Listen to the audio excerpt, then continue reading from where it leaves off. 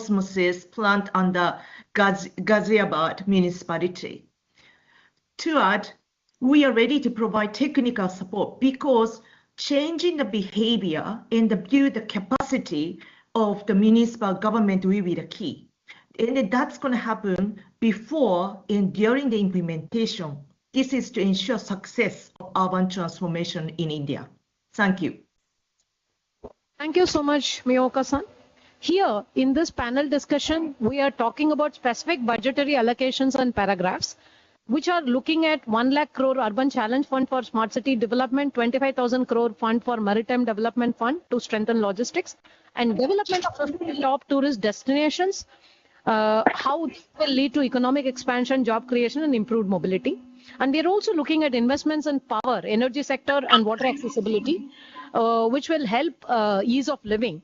And all these are aligned with the Viksit Bharat 2047 vision to make India the global manufacturing powerhouse and a leader in services innovation and a model for sustainable inclusive development. So our questions and answers have to be seen in that context. And my request to now next we go to Nakul Anandji. I would like to ask you, you have been in the tourism sector, in the hospitality sector for so long, and we have seen a new era of tourism has surfaced, which is called live tourism, as it is happening because of popular concerts. How do you see new trends emerging as a new opportunity for our country? I would request Nakul Anandji to answer this question. Thank you, madam. I would never hesitate to begin by emphasizing the importance of tourism first.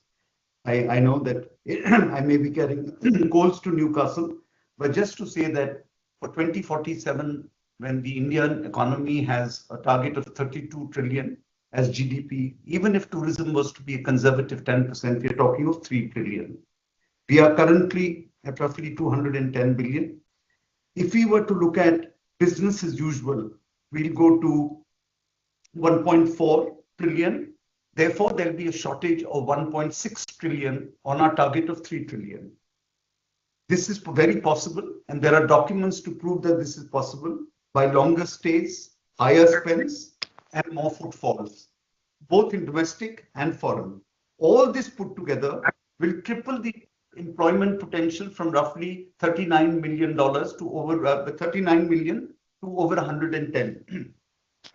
Till now, until now, people, for decades, people or travel had been dominated by iconic landmarks, sandy beaches, cultural experiences. 2024 was, however, a turning point where people started chasing events and moments over destinations. This is where the word got coined, which is live tourism. Live tourism is evident from what happened in a number of things. We know of music concerts. We know what Taylor Swift's music did, Beyonce. We know what the Paris Olympics created. 1.3 trillion was spent on just cleaning up the river itself. Formula One. We know Drive to Survive, Netflix series, and what Formula One brings in. Qatar, FIFA World Cup. These are all live events and therefore shifted to live tourism. Why do I specifically take up the purpose of live tourism? If in this venue of live tourism, where people go to see a concert or people go to see a sports event, you have something else to offer, like culture, heritage, etc., which India has. It would serve two purposes. I'm not only traveling for the moment, right, to live for the moment, experience the moment, I'm experiencing something else and coming back, etc. Unfortunately, many of the events that have been not held in places outside India that I'm talking, where there could have been a dual benefit to the person who visited this. Therefore, I think India, with its infrastructure, there was a time when I would say 20 years back wouldn't recommend it. Today, I think proudly say that when we get off a flight from in India, we have the best experience versus the others. I don't have to stand in the queue for 3 hours for my immigration. My airports are better. Even if my flights are delayed, it doesn't matter. I enjoy myself. I'm a 5-star hotel with an airport attached to it, literally, etc. Proud of what India has done to infrastructure. Having done that, having the infrastructure, having complexes such as the Mandapam, sports complexes, etc., right? And having cultural heritage to back this up, I think we are ideally suited to look and bring in live tourism into India, which is today the fastest growing trend in the world. In fact, there is data to prove that 70% of outbound tourism from India is for sports purposes. Thank you, ma'am. I rest my case. Thank you so much, Nakulji. I think you brought in a new perspective and, has enlightened us in that aspect.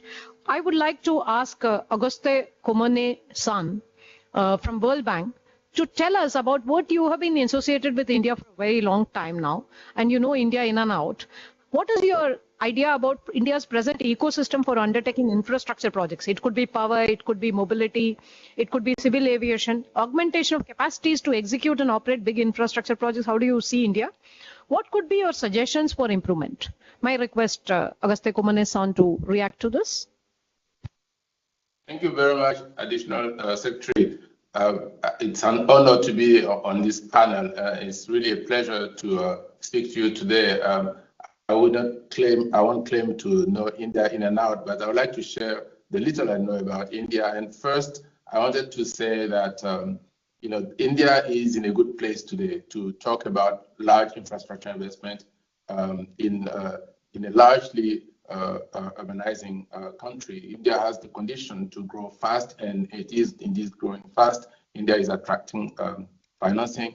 In the recent past, we at the World Bank Group, with ADB, as my colleague Mio said, have been working very closely with MOHIA and DEA to develop a number of frameworks to underpin the urbanization agenda, as well as the city services improvement agenda. So I'm very proud to share some of the findings today.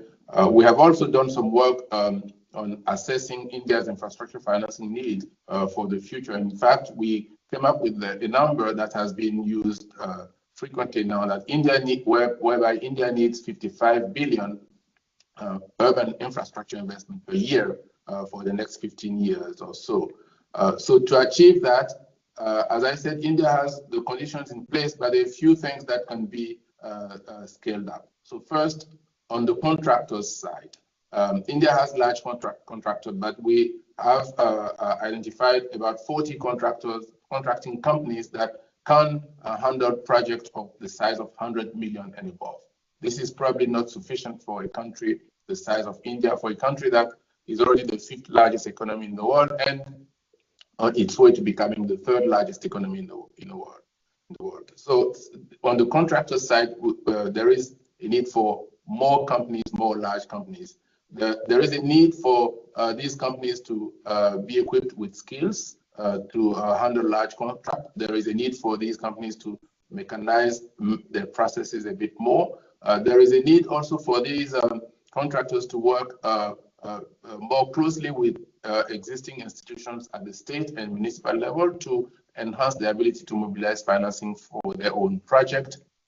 And they also need to have agile processes for pre-construction approvals for land acquisition, for environmental approvals, and for this conflict or dispute resolution, and also for supervising the project site to ensure that they meet state and national level standards. On the cities side, cities are at various levels of development. Some cities are ready for large infrastructure, some are not quite ready, but in all cases, cities can mobilize financing domestically or internally. They can improve their fiscal revenues. They should manage better the resources they have now. They perhaps be a bit more determined to mobilize or to use existing assets, to monetize those assets, use land, for example, or land value capture to bring more resources to the public purse and start investing. And for cities that are a bit more advanced, a bit more creditworthy, they can work to mobilize more financing from the private sector, from the market. And we will probably hear more on that from my colleague and friend, Imad. Now, the states can also work more actively with the center to mobilize resources from the center to bring into large infrastructure at the state or city level.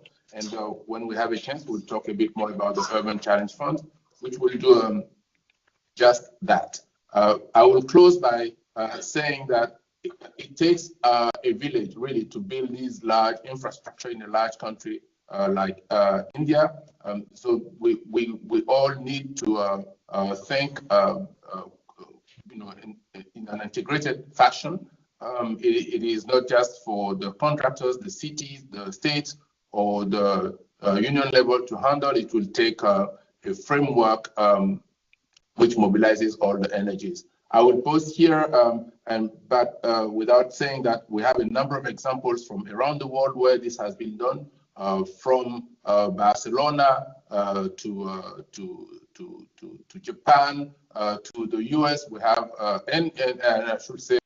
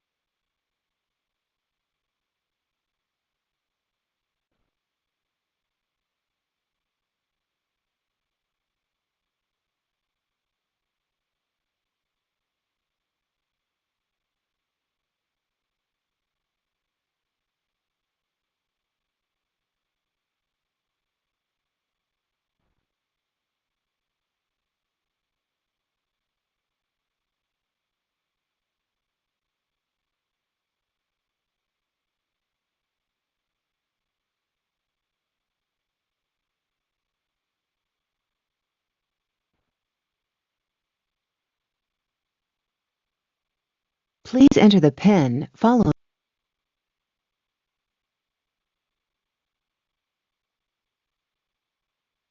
enter the PIN followed by the pound key.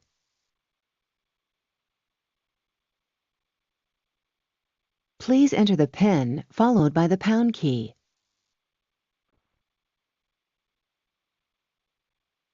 Please enter the PIN followed by the pound key.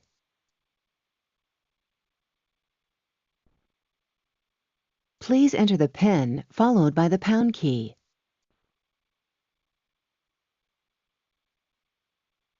Please enter the PIN followed by the pound key.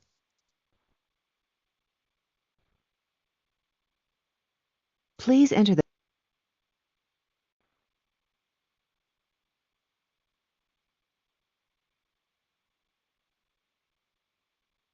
You are entering the meeting.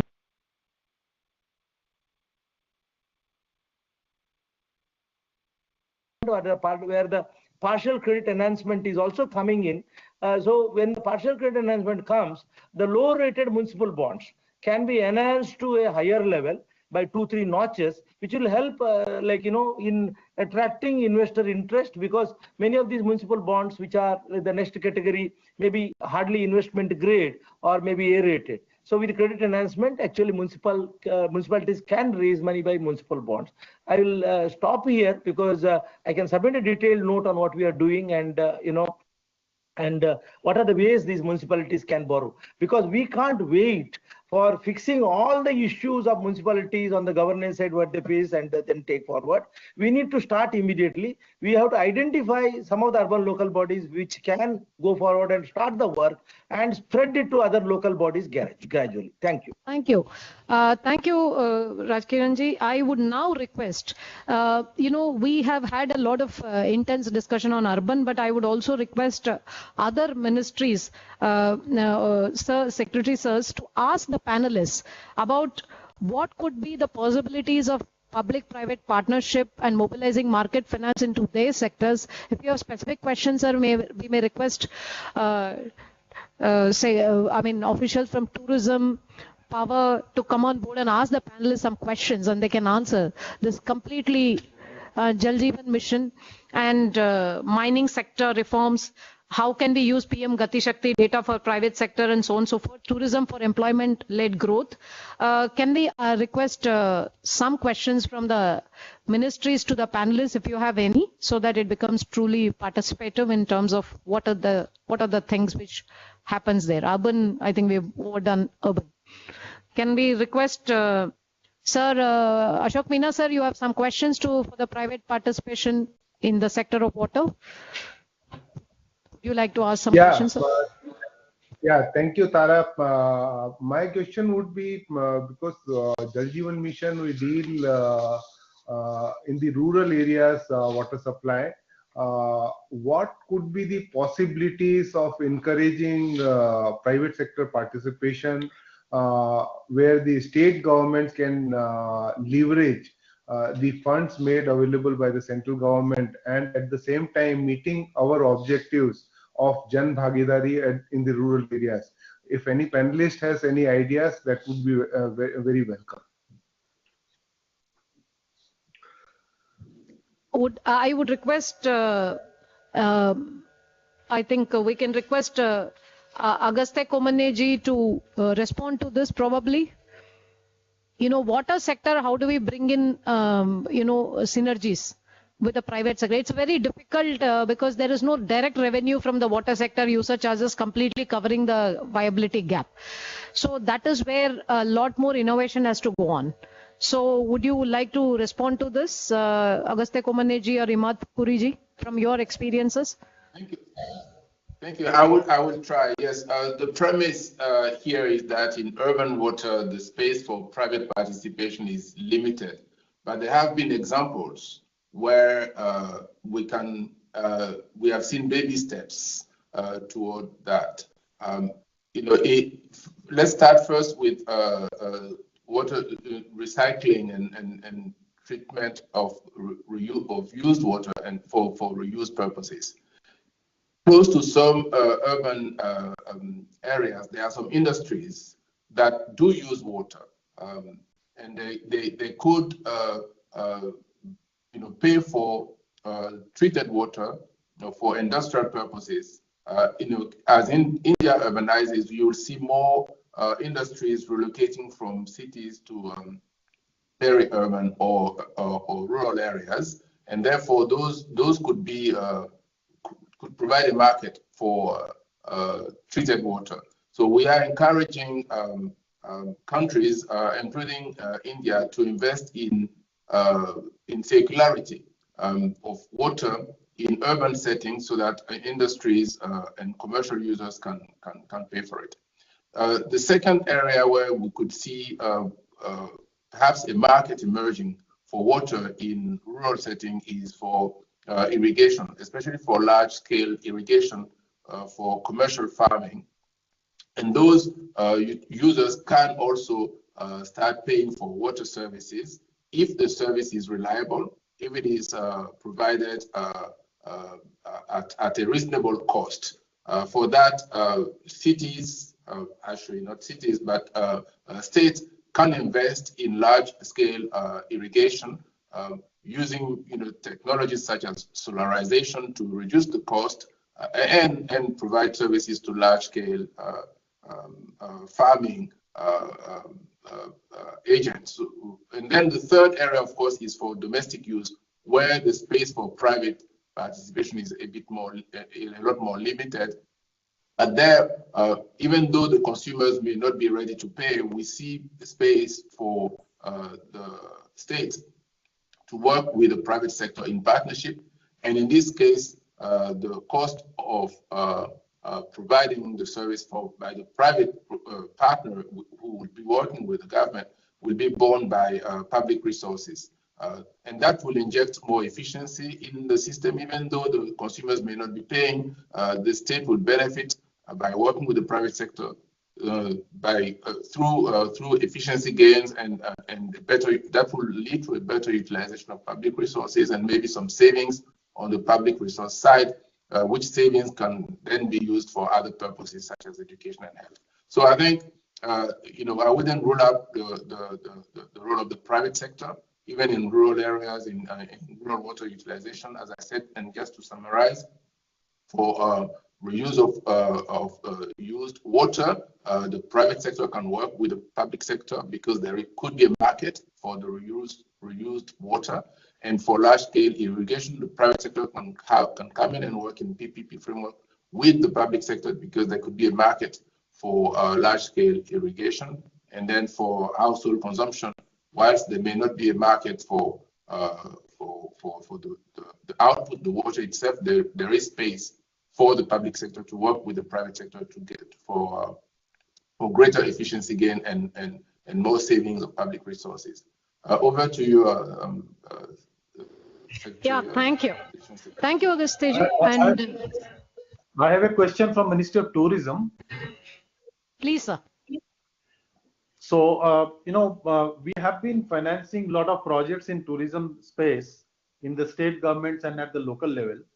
And there is now more emphasis on the destination management of that particular, tourism area. In that, major issue is of operation and maintenance of the assets which we create through our funds. And later on, how do we sustain it over a period of time? So my question is to NABFID, Mr. Raj Kiran Raiji, that how do we leverage this money bonds for taking these projects, these assets created by the Ministry of Tourism or any other tourism stakeholder for operation and maintenance of that particular asset and manage it better? And what are the international experience on this particular aspect? Thank you. Yeah, thank you. I will recommend that, the government body should not get into the development of these assets. Actually, this is better done by the private sector. So, but then actually, even for the previous question, the best answer is the annuity model. Because recently in Rajasthan, we have funded a project and it is on an annuity model where the revenue risk is not with the developer. Actually, while they will construct the asset, and they will manage it for a particular period of time. And their investment is covered by an annuity payment. So the whatever fee collection or the revenue collection, the developer is not affected. So the state or other local body who are managing, it will come from the public resources. The annuity payments happen, and the banks also fund this project very liberally. So I feel we should move to this model of annuity payment so that the assets are developed and managed with private sector efficiency, and their investment and returns are covered by a fixed annuity payment from the government. Thank you, sir. I think a corollary to this, we would like to ask Nakul Anandji. You always say our future lies in the past. So can you reflect on it, how this 50 tourist destinations and all, what could be the new way to think about this whole announcement? Nakul Anandji? Yes, ma'am. Thank you, ma'am. I think that we are sitting on one of the greatest treasures of tourism in the world. People have made 100 million, 80 million, 90 million by creating tourist destinations. There's Disneyland. Disneyland started as one in Anaheim, then went to Orlando, then went to Paris, then went to Hong Kong, then went to Tokyo. It can be duplicated. Las Vegas, part of it was duplicated in Macau, etc. These are all things that can be duplicated. We have a culture and heritage that goes back 5,000 years, which cannot be copied, right? Whether it's our food, whether it's our monuments, whether it's our religion, anything that you look at, right? We stand at something that cannot be copied at all. So my issue is that when you're competing with the world on a global stage, you have to identify what is your purple cow. What is our USP that we are going to put forward? Our USP are not our beaches. Our USP is not adventure sports. Our USP is our culture, our heritage, etc. This was only amplified by the pandemic. At the end of the pandemic, people realized my health is my most important thing. Focus shifted from lifespan to health span. In India, we've always practiced 5,000 years back in our Shastras, Ayurveda, Yoga. Food, we always ate by the seasons, right? It goes back to 500 or 600 years again. Environment, again, we were the ones who taught the world about sustainability, etc. Religion, people became closer to God during pandemic. We are really the Vatican of the East. We have all the religious places there. We are the home of 5 religions, the birthplace of 5 religions. How do we go about this, man? One of the greatest schemes, I think, started by the Ministry of Tourism is the Monument Mitra scheme. Now, these cultural monuments and all this past has to be preserved. Therefore, I say in our past lies our future. But it will only become our future if we are able to preserve this. We certainly don't expect, and rightly so, the government has always said, private-public partnership. An ideal example of private-public partnership is what you call the Monument Mitras. I personally chair one of the committees that looks after 5 monuments in Delhi. Imagine what it has done. See the amount of investments that has gone. Not to interfere with anything to do with the ASI and not in any way contaminate the archaeological sort of importance of this place, but let the private sector handle this. Create opportunities for them to take on more, remove all obstacles. I also say that there should be one particular ministry, and preferably the Ministry of Tourism, or as I've always said, a National Tourism Board with whom we deal, so that because this goes across many different ministries, this particular thing. If we were to marry our culture with some of the modern trends, if we were to marry our culture with mice, we are 0.75% of a 600 billion global market of mice. But people would come here. Not only would they come here for the convention, but they would come here to see our culture and heritage, which is second to none. As I mentioned earlier, we have the best airports, we have the best hotels, we have the best roads today. What don't we offer? You can clear immigration in India in half an hour. You can't do it anywhere in the world, etc. We have wellness. We can marry it with sports, as I said, life tourism. Ma'am, another great suggestion is that can we have one of the great fastest growing trend overseas, in addition to life, is train tourism, ma'am. That people want to travel by train. It leaves a lesser imprint. You're able to see more. It is a cheaper way to travel. Is it possible on every important train can we have a tourist coach? Just one more suggestion. In sum, all I'm trying to say is that we have something that the world cannot copy, which is our heritage and past. We must preserve that, find ways to keep it. I gave you an example, which is a brilliant example of what no other country has done. And therefore, I say, put all these things together. Again, for food and beverage. I think there are so many restaurants, and I was recommending the other day, can we have a self-certification program for restaurants when foreigners come? There's a food and beverage outlet. The ministry creates sort of a platform with a third party. I'm a restaurant owner. I go to that third party, I pay my fee, and if I qualify, I come under, I can put a Titi Devo Bhava, something that the ministry says. I'm a certified restaurant. All these things put together, this includes that. I think truly, ma'am, in our past lies our future, and we can achieve our target of $3 trillion of tourism by 2047. Thank you. Thank you so much. Would Power Ministry want to ask something to the panelists about the private sector participation? Power and ports and all have been doing a great job, but I think can Power Ministry, if they have any questions to the panelists? Thank you, Tara. Would like to pose one question before the panelists, particularly the panelists from World Bank and ADB. Do we have any concessional financing facility for development of transmission system for integrating renewable energy? Today, many transmission utilities are also connected to this fence. They are eager to understand. Thank you. May I request Tourism Ministry to mute themselves because, yeah.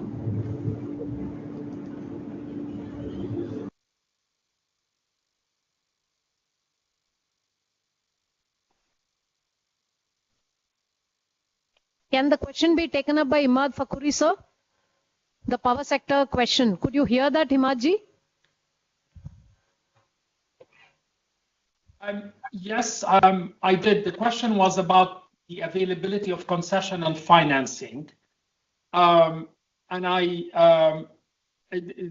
let me maybe just mention that the concessional financing to a large extent would depend on the sector. So transmission, where you're trying to connect renewable energy projects, the multilateral institutions can work on that, obviously. I want to just caution that concessional financing is relatively limited, and we know what the aid policies of donor countries globally are kind of geopolitically shifting. From the international finance perspective, as well as the World Bank perspective, we're exerting all possible efforts to see how we can, deploy all efforts to mobilize some concessional finance to support, climate, for example, transition requirements. We are also, as a World Bank group, looking at options of potentially, does it make sense to blend both IBRD loans with IFC investment and mobilizing other investors and commercial financing, so we can actually, through that blending, provide better, maybe de-risking, and also make it more attractive and competitive as an offering in that regard. But this is just on the general point of concessional financing. Now, we heard that we need about $55 billion roughly a year from now till 2036 to invest in urban infrastructure. And when we realize there's a very big, in essence, financing gap, and we commend the government of India's effort and the states, they're scaling up the financing to bridge that gap, as we'll have 600 million people living in urban settings, contributing 70% of the GDP by 2036. So we need to deploy larger scale capital. That starts really with helping the ULBs with capacity building support to properly structure and design bankable projects. And I would argue that the starting point would be to develop a medium-term capital investment plan that can look at the sector-wise investment needs, the specific projects, and those need to be then followed up with funding plans, to assess how much commercial borrowing a city can undertake based on its debt-bearing capacity, as well as identify which projects could be actually structured as public-private partnerships. And cities should be encouraged to structure projects in a bankable manner. They need to be developing model bidding documents for various urban projects, such as, for example, the work we did with Mahoua on waste to energy and biomethanation projects, where we, as IFC, supported to prepare these model documents, and they're now published on the ministry's website, so it can help the ULBs do a better job of that. A key other aspects that we need to bring is the need for a payment security mechanism, right? So that it can guarantee from a private participation perspective timely payments. Without it, private investors would actually be unlikely to take demand and revenue risks in these types of situations. I remind us all of the successful Namami Gange program, where the National Mission for Clean Ganga took the responsibility for the payments under the hybrid annuity model contracts, which boosted private sector investment. And we need to build on these types of initiatives. And I want to mention under the AMRUT program that several Indian cities are already investment grades, and this has been obviously facilitated by the credit ratings under AMRUT, and we know from the World Bank report, we estimated about 27 large ULBs other than also Mumbai were investment grade ratings and can access commercial financing, which could easily open up $7.5 to $8.5 billion of potential commercial financing. So if you have the right CIPs and you figure out which projects can be funded as PPPs, which ones would also need potentially some commercial financing given the debt capacity of cities, with the right support to these cities, we can, even if you do 1/3 of that $8 billion number, that allows us actually to achieve 100% of the private capital mobilization target that was mentioned in the budget announcements of $2.35 billion. And here IFC with IBRD, with all development partners, can work with Mahoua and cities and strengthen their financial capacity, help them on structuring the necessary bankable projects, and mobilize the necessary commercial funding, helping on developing the CIPs and own resource revenues, which we are doing as IFC with several cities in different states. Thank you. I think now we would only like to know from NAPFID. See, there is a lot of public sector cross-cutting projects across ministries. Similarly, there is also there is need for private sector funding agencies to form a small network to create synergy towards creating technical help and assistance to create a shelf of projects, project preparation facility kind of thing. NAPFID, Rajkiran CEO NAPFID, can you please reflect on this, number one? And number two, I would like to inform everybody, we will stop at 1:10. That is another 5 minutes, I think, with the last question. And thereafter, we'll be logged in all to hear the Honorable Prime Minister. So kindly don't log off, or please don't get away from this session. The session will continue into Honorable Prime Minister's speech, which is what we are all waiting for enthusiastically. But I would request now Rajkiranji to bring in that perspective in a very crisp manner as to how do you actually aggregate yourself, create a gateway of private funding into the infrastructure projects, and what can we do across the sectors? I know it could be a project which is urban, but it will support a tourism. It will be a project which is power, it will support a tourism. Exactly like that. Can you tell us 2 short-term and 2 long-term prescriptions for this, Rajkiranji? Yeah, actually, we see one of the criticality of successful project implementation is the DPR preparation. If the DPR is prepared well, the project is generally very successful and will see a good implementation. So we have some good agencies. So we have started transaction advisory services, and we have already signed a MOU with the IFC, and we are also working with the ADB already on this. So any government agency needing support on transaction advisory on technical studies or DPR preparations, we are ready to do that service to them. We also work on a success fee model. Actually, suppose some of the government, like some of the projects, actually, they may not be able to spend upfront money on, preparing DPRs, technical studies and all that. We also have a success fee model where we collect the fee at the end on successful implementation of the financing of the project. So this is already available, and with IFC, we have already created a 10 million fund also for supporting this actually. So this is already available, and urban local bodies, particularly the municipalities, because they are very weak in particular project implementation and preparations, they can always reach out to us. The support is always available. So since you needed some, some of the suggestions actually on this, I think a robust concession agreement has to be drafted, because you see, we already have a lot of successful cases like road, transmission, renewable sector. We are pretty successful in these sectors.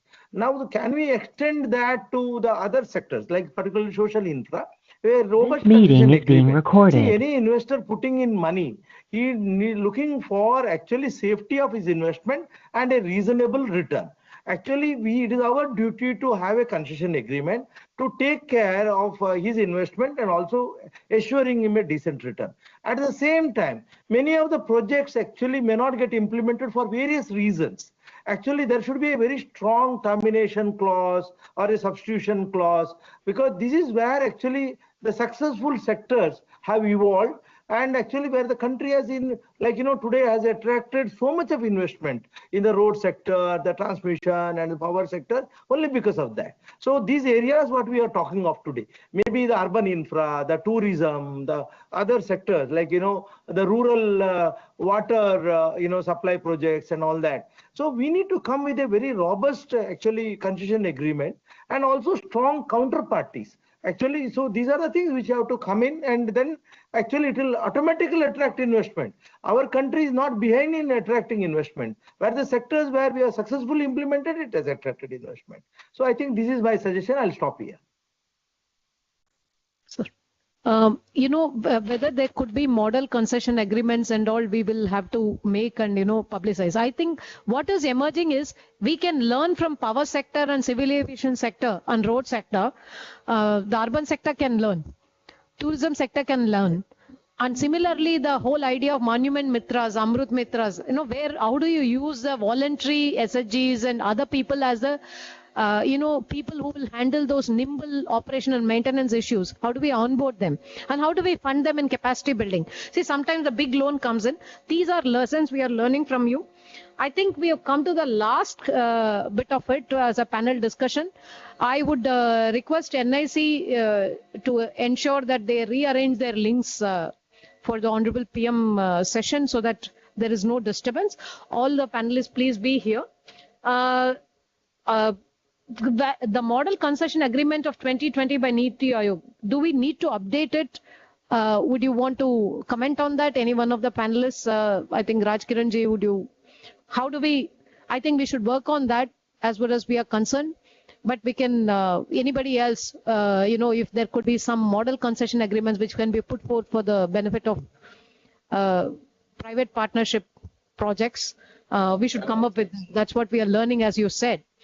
I would now request. I come in, Secretary. Yeah. Yes, sir. Yeah. On the concession agreement, I wanted to say that I think the Urban Challenge Fund provide a good platform to rethinking that, because the mindset for mobilizing resources and for managing assets needs to be built in concession agreement going forward. Because the cities, when they sign concession agreement, I think they should not wash their hands off the asset. They should be involved in managing the asset, so that the culture of build, neglect, and rebuild, changes, and assets will need to generate resources going forward through the management processes, so that those revenues can help cities meet their own share of financing for future infrastructure under the Urban Challenge Fund. So as we think about the concession agreement, I think the Urban Challenge Fund is a place to start it, or at least bring it into the thinking behind the Urban Challenge Fund. Let me stop here. I'm happy to comment on other aspects, but I wanted to comment on this one. Thank you. How do we actually build a shelf of projects for this whole idea? See, Urban Challenge Fund is saying 1 lakh crore. There is a India infrastructure fund being created for PPP in a big way. So how do we build a shelf of projects? I would request one of the panelists to respond to this. Would Miyaoka-san respond to this? Yeah. Yes, please, because again, I wasn't able to mention about the Japan's success. So the Japan's urban investment is backed by this. It's a strong institutional mechanism supporting urban growth, which is called Urban Renaissance Agency. That was, there was a legal agreement to establish one, and it reports to the ministry. And it brings together the urban local body, private investor, developer to structure financially viable project. They are everywhere in Japan going after bankable project. And they structure it in collaboration with the government and define the role of government and define the role of private sector. So they are the middlemen. So I'd like us to really consider adopting a similar role like this. I stop here. Okay, I think if any of the other ministries want to ask some question, the final question or the final comments, I think we come to the close of this session. If anybody is wanting to ask or say something, other ministries, we had from tourism, we had from power, we heard from this thing, any other ministry? If not, then we close this session with a final sum up of what we heard is about the people, the processes, the openness of the government, which will enable the whole idea of private investment to catalyze the urban transformation, power transformation, civil aviation transformation. Now, may I request, after hearing all this, Suman, are you there? Can you come up with the summing up in a minute or two? Suman, can you please sum up this whole panel discussion? We have Suman Villa on the other side from tourism, who is the rapporteur. Would you like to come in, Suman? Okay. Just a small point. This is from MOPSW. Can you hear me? Yes, ma'am. Yes, sir. Yes, sir. Ramchandran, sir. Yes, sir. Yeah, basically because a lot of financial heavyweights are here in this panel. So my question to them would be, we are looking at a sector-specific maritime development fund, which is going to come out in one of the breakout sessions.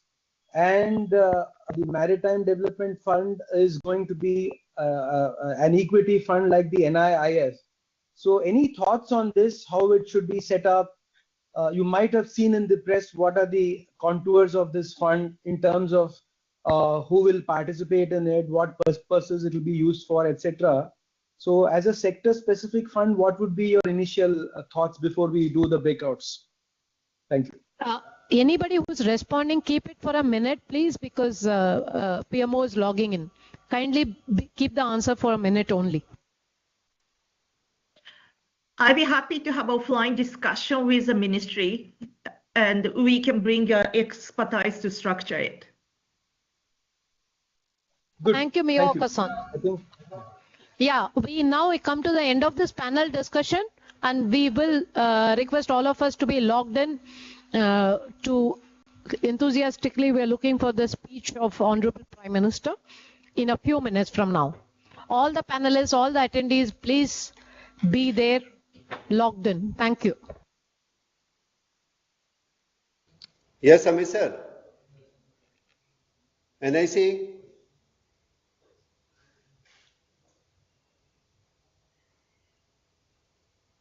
Hello NIC. Amit sir सुन पा रहे हैं हमें? Hello sir. Amit sir Amit sir मेरी आवाज आ रही है? हाँ सर, ऑडियो आ रही है सर आपकी। हाँ, मुझे बात कर रही है सेक्रेटरी ऑफिस। लिमिटेशन ये बात सर सेक्रेटरी महुआ सर, नमस्कार sir, prime minister office sir एक बात करना चाहते सर। सॉरी, कौन बोल रहे हैं? सर बताइए, संजय सर, कैरी ऑन। हाँ सर, नमस्कार। नमस्कार नमस्कार, हमारी आवाज आ रही है आप तक? सर मैं पीएम हाउस से बोल रहा था, मेरी ऑडियो वीडियो आपको प्रॉपर मिल रही है? बिल्कुल क्लियर है, बिल्कुल क्लियर है। हमारी आवाज और वीडियो ठीक है? हाँ बिल्कुल सर। सर इसी माइक से बोलेंगे आप? इसी से बोलेंगे, इसी से बोलेंगे। सर थोड़ा सा अपने जैसे आप बैठते हैं वैसे बैठ जाइए, थोड़ा पास कर लीजिए माइक को थोड़ा। अभी कैसा है? हाँ, बगल में चेयर सर रहेगी क्या? ये हमारे मंत्री जी आ रहे हैं और वो खुद ज्वाइन करेंगे, इस वजह से बैठेंगे। तो सर इधर ही बैठे। हाँ सर, उस चेयर को थोड़ा सा और शिफ्ट कर लेते हैं अपनी तरफ, आपकी तरफ, और थोड़ा प्लीज अपनी तरफ। हाँ जी, ये सेंटर हो जाएगा। हाँ थोड़ा और, हाँ सर आप थोड़ा और शिफ्ट हो जाइए हल्का सा, आप थोड़ा और अपने राइट। हाँ जी, अब माइक आपने थोड़ा दोबारा एक बार ऑडियो चेक करा देते हैं सर प्लीज। हाँ जी, अभी कैसा है आवाज? हाँ ठीक है सर। सर आप ऐसे ही बोलेंगे आगे होके? अब मुझे, क्योंकि फिक्स्ड माइक है, मुझे आगे लीन करना पड़ेगा। ओके, पर सर आप जब आगे हो रहे हैं तो आप मिनिस्टर साहब के सामने से आ जाएंगे। अच्छा, इसको हटा सकते हैं यहाँ तक? थोड़ा सा इधर कर लीजिए प्लीज। अच्छा ठीक है, अभी ठीक है। हाँ सर, अब आप कंफर्टेबल होके जैसे बैठेंगे आप वैसे बोलिए प्लीज।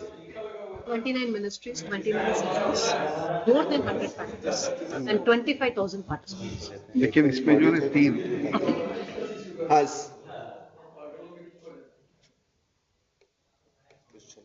हाँ जी सर, रेडी हैं हम लोग? हेलो, हाँ जी सर, ठीक है ना? हाँ सर, आप थोड़ा और अपने पास माइक कर लीजिए यदि इजी है तो।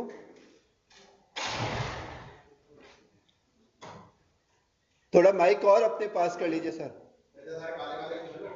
हाँ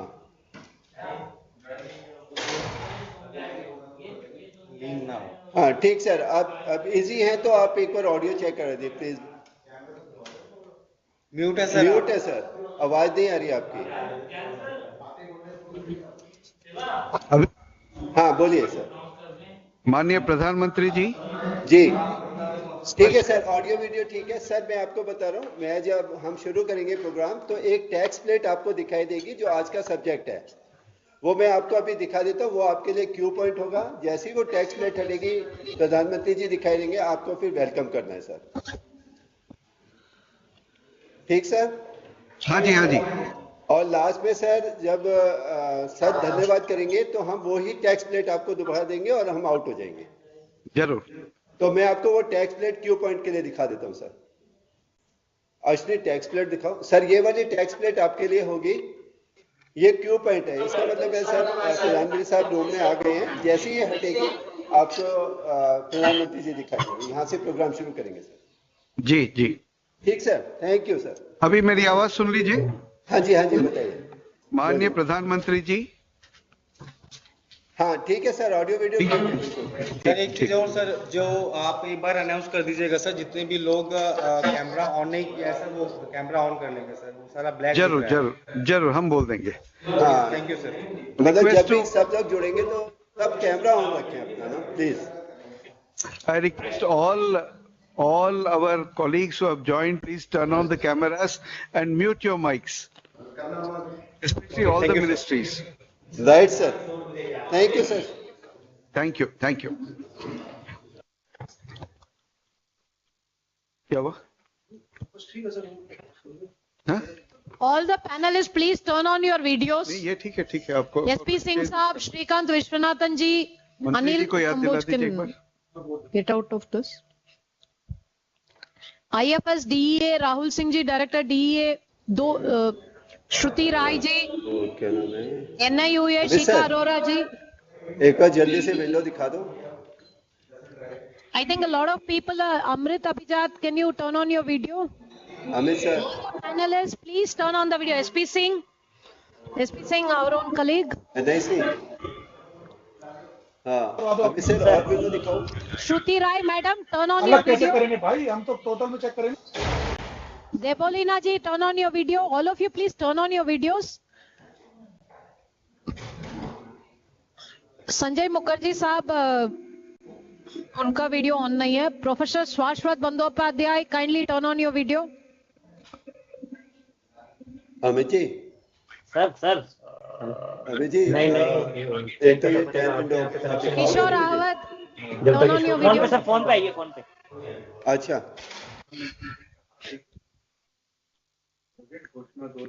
प्रोफेसर शाश्वत. किए जा रहे पोस्ट में मैं आपका हार्दिक स्वागत करता हूं.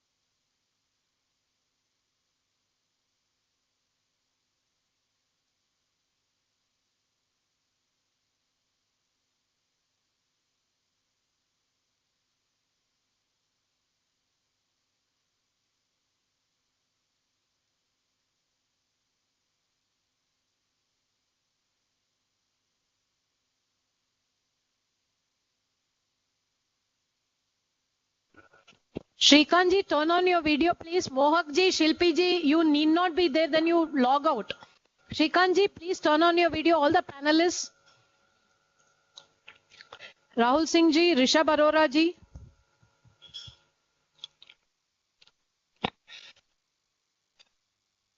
माननीय प्रधानमंत्री जी का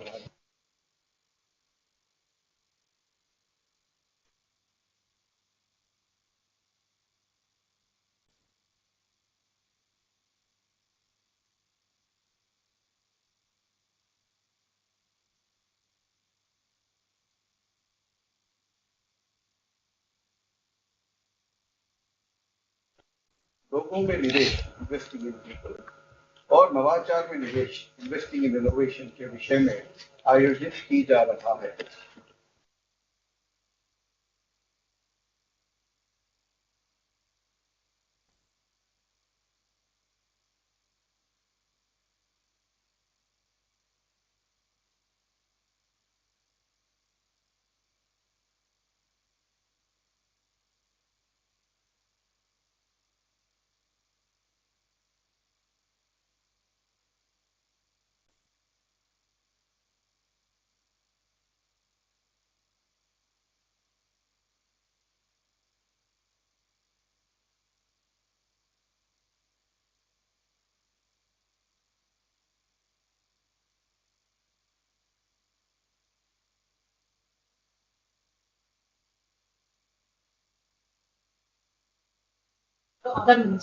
Kindly, all panelists, please turn on your videos and keep all microphones on mute.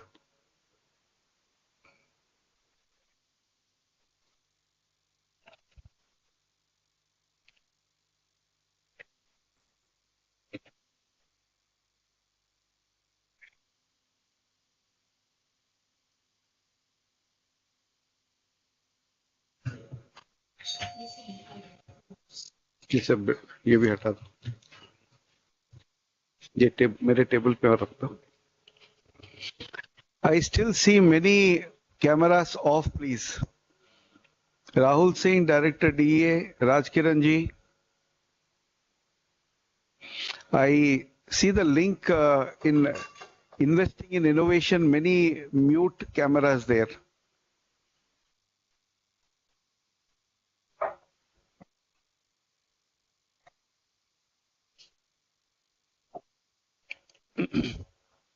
Kindly turn on your cameras, please. It's an empty hall, enhancing state government invest in infrastructure. ये कौन सा है ये enhancing state government investment in infrastructure? That hall has been empty ever since we began our panel discussion. That could be taken off, please. इसको हटा दीजिए ना, वो जो enhancing state government investment. वो right CTO side को में.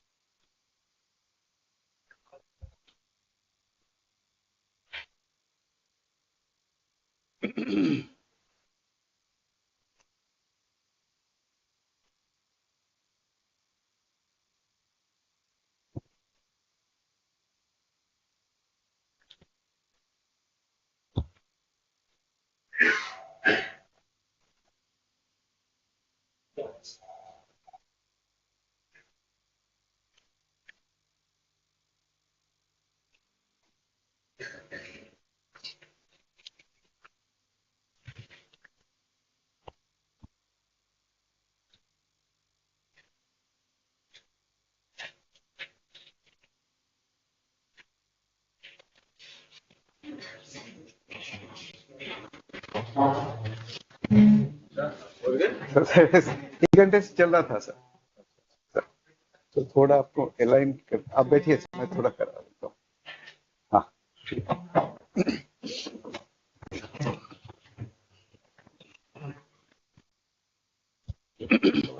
बस सर अभी 3 मिनट में शुरू हो जाएगी sir.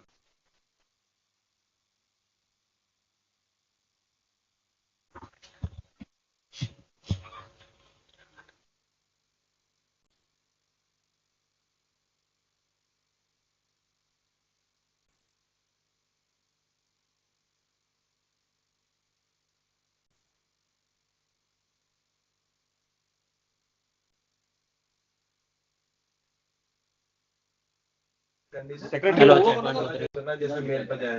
Hello.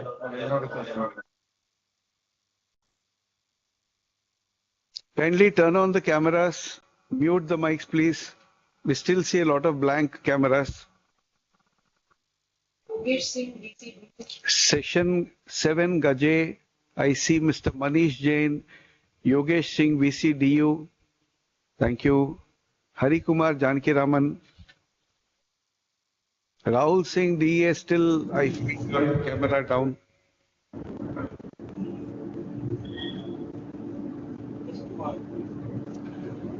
There are some microphones on. Kindly turn them.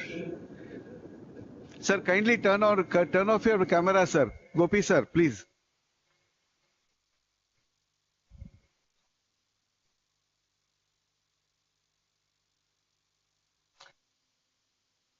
There are a few others. Deepak Singh, I think. Deepak Kumar Singh.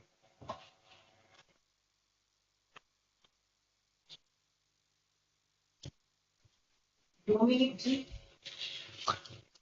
Shilpi Ji. I am seeing again a blank camera. Shilpi Ji. Jane Dominic. There are two blanks. Session 7 Gaje. INC HQ something. Acha. There is Deepak Kumar Singh. Kindly turn it on.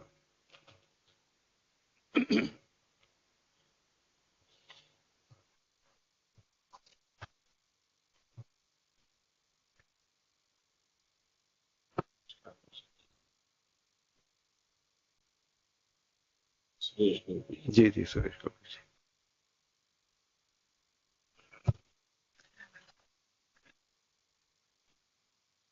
Deepak Kumar ji, kindly turn on. Thank you.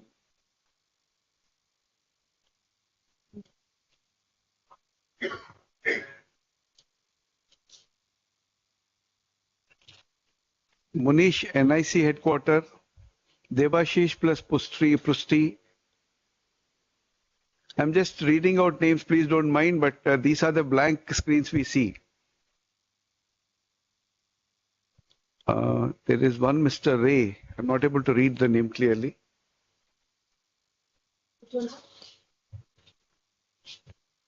In water cleanliness and sanitation, under that box. Ministry of Ports, the chair is empty. Kindly. There is Isha. Water, cleanliness and sanitation, there are 3 speakers, panelists who are not putting on their mics. Can that be immediately?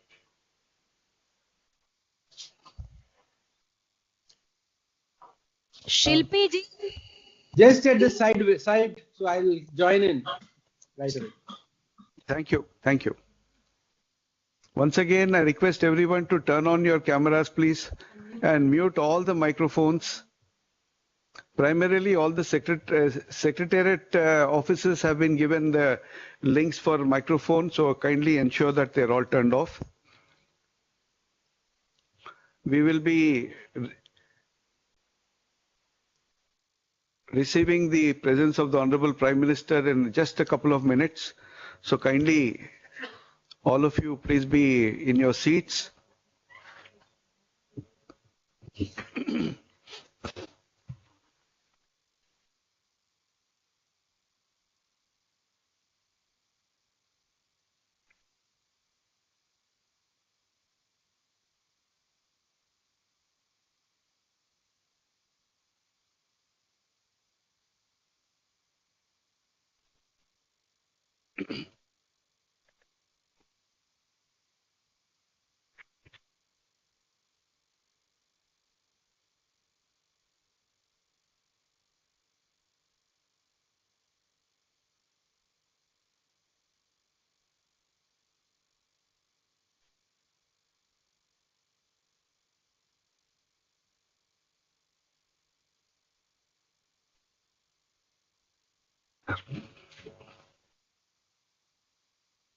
Yes, sir. Yes, sir.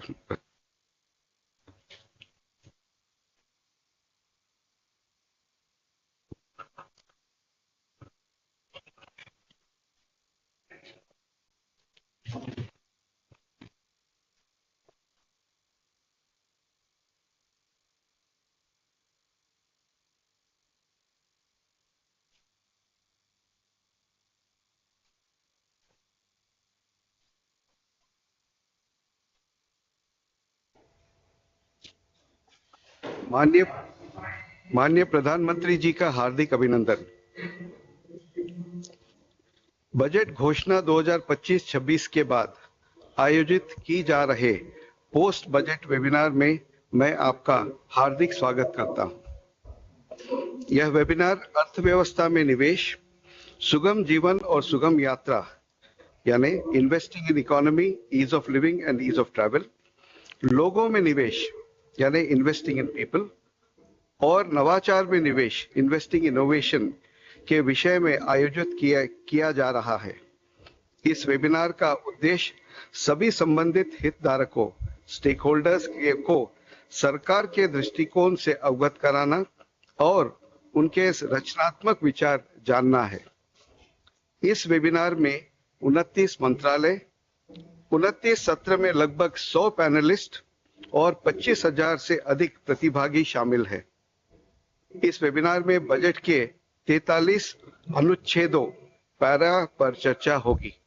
अब मैं माननीय प्रधानमंत्री जी से अनुरोध करता हूं कि वे हमारी मार्गदर्शन करें। नमस्कार, आप सभी का इस महत्वपूर्ण बजट वेबिनार में स्वागत है, अभिनंदन है। Investing in people, economy and innovation, ये एक ऐसी थीम है जो विकसित भारत के रोडमैप को डिफाइन करती है। इस साल के बजट में आपको इसका प्रभाव भी बहुत बड़े स्केल पर दिख रहा है। इसलिए यह बजट भारत के भविष्य का ब्लूप्रिंट बनकर सामने आया है। हमने इन्वेस्टमेंट में जितनी प्राथमिकता इंफ्रास्ट्रक्चर और इंडस्ट्रीज को दी है, उतनी ही प्राथमिकता पीपल, इकोनॉमी और इनोवेशन को भी दी है।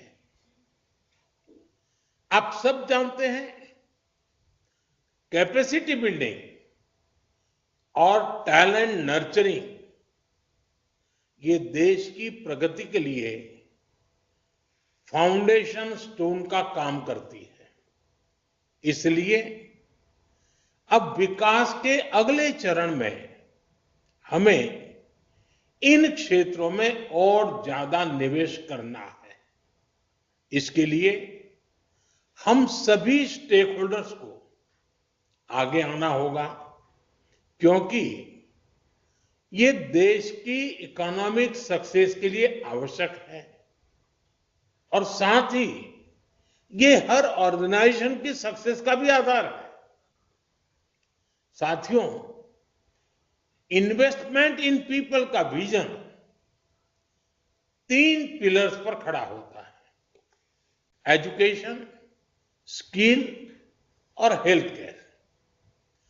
आज आप देख रहे हैं भारत का एजुकेशन सिस्टम कई दशक के बाद कितने बड़े ट्रांसफॉर्मेशन से गुजर रहा है। नेशनल एजुकेशन पॉलिसी जैसे बड़े कदम, आईआईटी का विस्तार, एजुकेशन सिस्टम में टेक्नोलॉजी का इंटीग्रेशन, एआई के फुल पोटेंशियल का उपयोग, टेक्स्ट बुक का डिजिटाइजेशन, 22 भारतीय भाषाओं में लर्निंग मटेरियल्स उपलब्ध करवाने का काम, ऐसे कितने ही प्रयास मिशन मोड में जारी है। इनके कारण आज भारत का एजुकेशन सिस्टम 21वीं सदी की दुनिया की जरूरतों और पैरामीटर्स को मैच कर रहा है। साथियों, सरकार ने 2014 से अब तक 3 करोड़ से ज्यादा युवाओं को स्किल ट्रेनिंग दी है। हमने 1000 आईटीआई संस्थानों को अपग्रेड करने और 5 सेंटर ऑफ एक्सीलेंस बनाने का ऐलान किया है। हमारा लक्ष्य है कि युवाओं की ट्रेनिंग ऐसी होनी चाहिए कि वो हमारी इंडस्ट्री की जरूरतों पूरी कर सकें।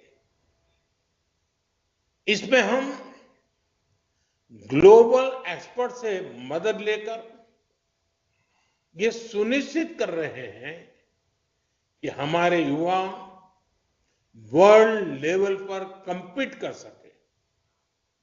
इन सब प्रयासों में हमारी इंडस्ट्री और एकेडेमिया की सबसे बड़ी भूमिका है। इंडस्ट्री और एजुकेशनल इंस्टीट्यूट्स एक दूसरे की जरूरतों को समझें और उन्हें पूरा करें। युवाओं को तेजी से बदलती दुनिया के साथ चलने का मौका मिले, उनको एक्सपोजर मिले, उन्हें प्रैक्टिकल लर्निंग के लिए प्लेटफॉर्म मिले। इसके लिए सभी स्टेक होल्डर्स को एक साथ आना होगा।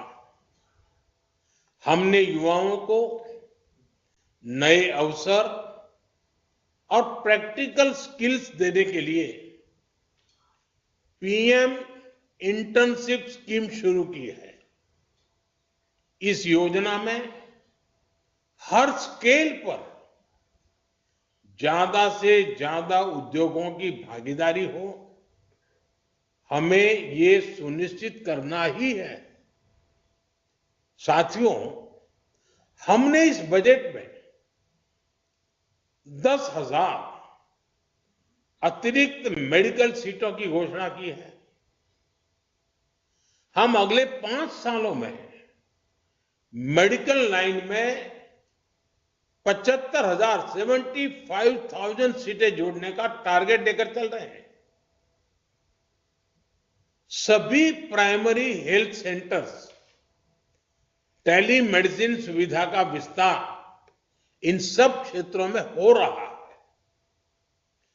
डे केयर, कैंसर सेंटर और डिजिटल हेल्थ केयर इंफ्रास्ट्रक्चर के जरिए हम क्वालिटी हेल्थ केयर को लास्ट माइल तक पहुंचाना चाहते हैं। आप कल्पना कर सकते हैं इससे लोगों के जीवन में कितना बड़ा परिवर्तन आएगा। इससे युवाओं के लिए रोजगार के भी अनेक नए अवसर बनेंगे। इन्हें जमीन पर उतारने के लिए आपको उतनी ही तेजी से काम करना है। तभी हम बजट घोषणाओं का लाभ ज्यादा से ज्यादा लोगों तक पहुंचा पाएंगे। साथियों, पिछले 10 वर्षों में हमने इकोनॉमी में इन्वेस्टमेंट को भी फ्यूचरिस्टिक सोच के साथ देखा है। आप जानते हैं 2047 तक भारत की शहरी आबादी लगभग 90 करोड़ तक हो जाने का अनुमान है। इतनी बड़ी आबादी के लिए प्लान अर्बनाइजेशन की जरूरत है। इसके लिए हमने 1 लाख करोड़ रुपए का अर्बन चैलेंज फंड बनाने की पहल की है। इससे गवर्नेंस, इंफ्रास्ट्रक्चर और फाइनेंशियल सस्टेनेबिलिटी पर फोकस किया जाएगा और प्राइवेट इन्वेस्टमेंट भी बढ़ेगा। हमारे शहर sustainable urban mobility, digital integration और क्लाइमेट रेजिलियंस प्लान के लिए जाने जाएंगे। हमारे प्राइवेट सेक्टर को, खासकर रियल स्टेट और इंडस्ट्री को प्लान अर्बनाइजेशन पर फोकस करना चाहिए, उसे और आगे बढ़ाना चाहिए। अमृत 2.0 और जल जीवन मिशन जैसे अभियानों को भी आगे बढ़ाने के लिए सभी को साथ काम करना है। साथियों, आज जब हम अर्थव्यवस्था में निवेश की बात कर रहे हैं तो हमें पर्यटन की संभावनाओं पर विशेष ध्यान देने की जरूरत है। पर्यटन सेक्टर का हमारी जीडीपी में योगदान 10% तक होने की संभावना है। इस सेक्टर में करोड़ों युवाओं को रोजगार देने की क्षमता है। इसलिए इस बजट में घरेलू और अंतर्राष्ट्रीय टूरिज्म को बढ़ावा देने के लिए कई फैसले लिए गए हैं। देश भर में 50 डेस्टिनेशंस को टूरिज्म पर फोकस करते हुए विकसित किया जाएगा। इन डेस्टिनेशंस में होटलों को इंफ्रास्ट्रक्चर का दर्जा दिए जाने से ईज ऑफ टूरिज्म बढ़ेगा, स्थानीय रोजगार को भी बढ़ावा मिलेगा। होम स्टे के लिए मुद्रा योजना का दायरा भी बढ़ाया गया है। हिल इन इंडिया और लैंड ऑफ द बुद्धा, इस अभियान के माध्यम से दुनिया भर के पर्यटकों को आकर्षित किया जा रहा है। भारत एक ग्लोबल स्तर का टूरिज्म एंड वेलनेस हब बने, इस दिशा में प्रयास किए जा रहे हैं। साथियों, जब हम पर्यटन की बात करते हैं तो इसमें होटल इंडस्ट्री, ट्रांसपोर्ट सेक्टर के अलावा पर्यटन में दूसरे सेक्टर के लिए भी नए अवसर हैं। इसलिए मैं कहूंगा हमारे हेल्थ सेक्टर के स्टेक होल्डर्स हेल्थ टूरिज्म को प्रमोट करने के लिए इन्वेस्ट करें। ये अपॉर्चुनिटी तो ग्रैब कीजिए आप।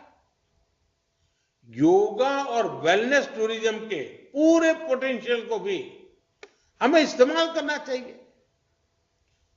एजुकेशन टूरिज्म में भी हमारे पास काफी स्कोप है।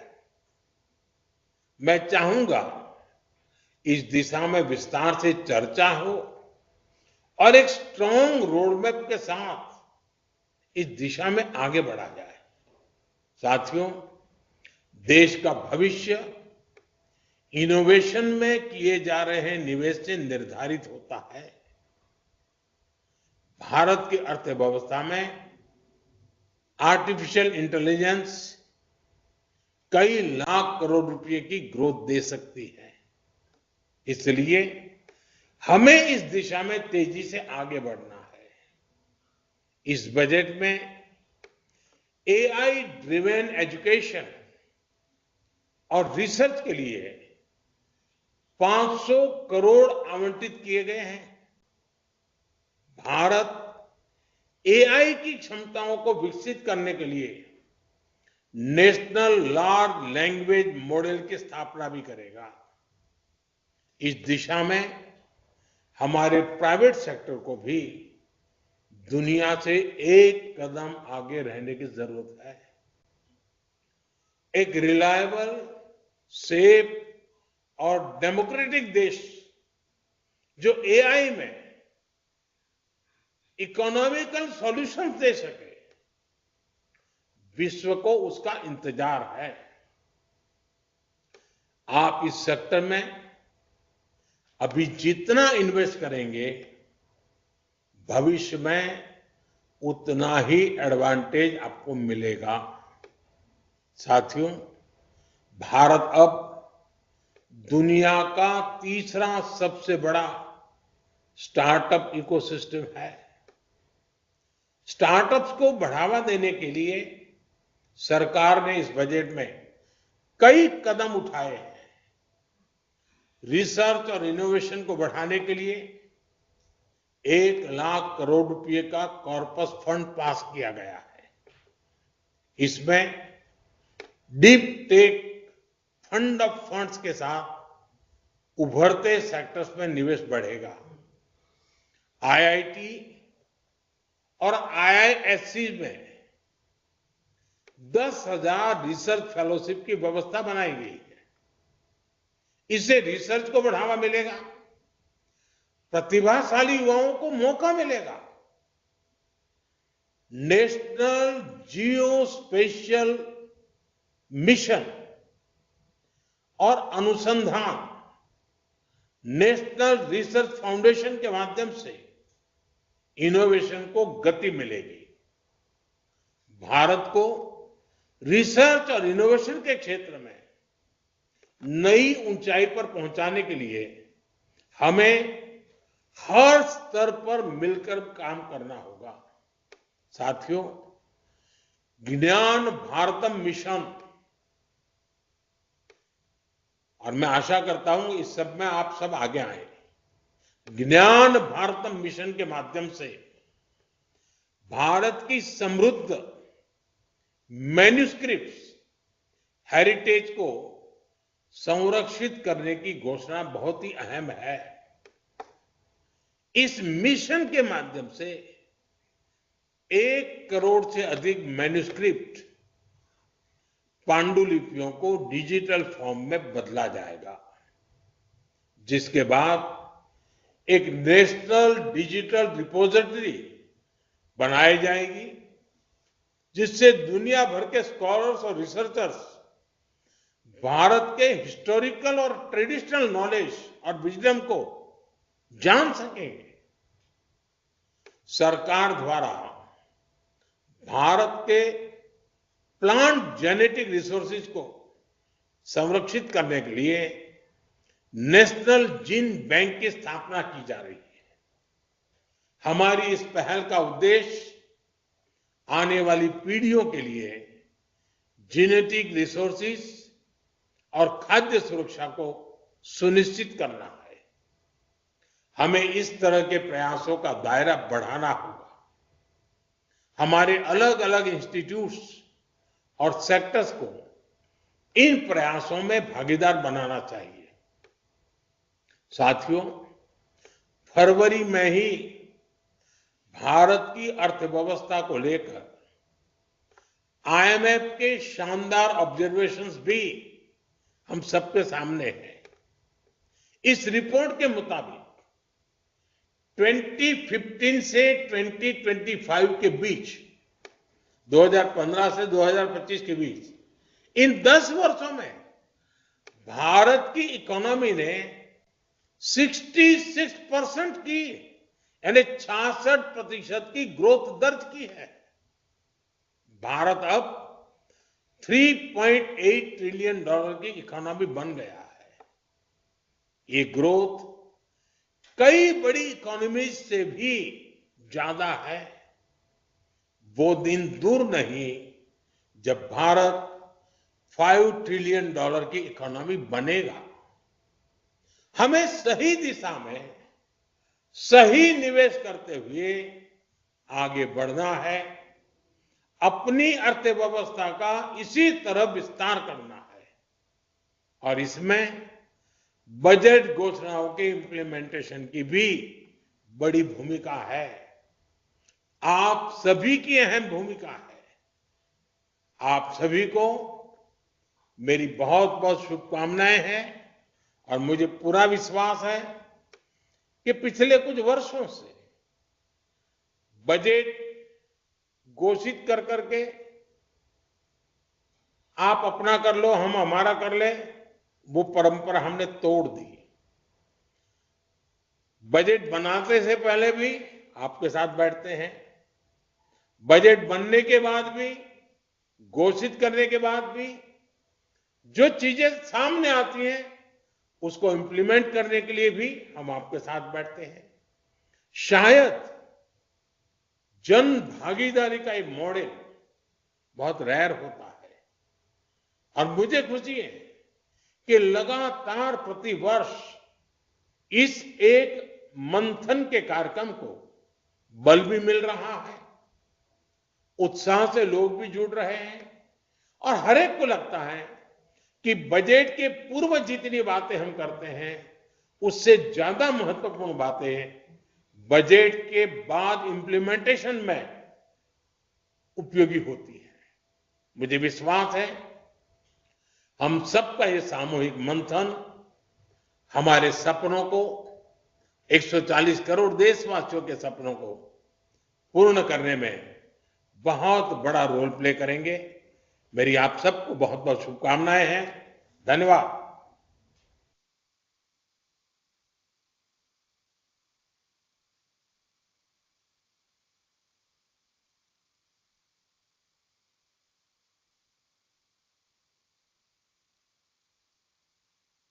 Abhi se, sir. 2 o'clock, from 2 o'clock. We have about 7 minutes break. Yes. 7 minutes breakout session. Within, by 2, we will start the breakout sessions. All the panelists are requested to start the breakout sessions. All the ministries. Thank you so much.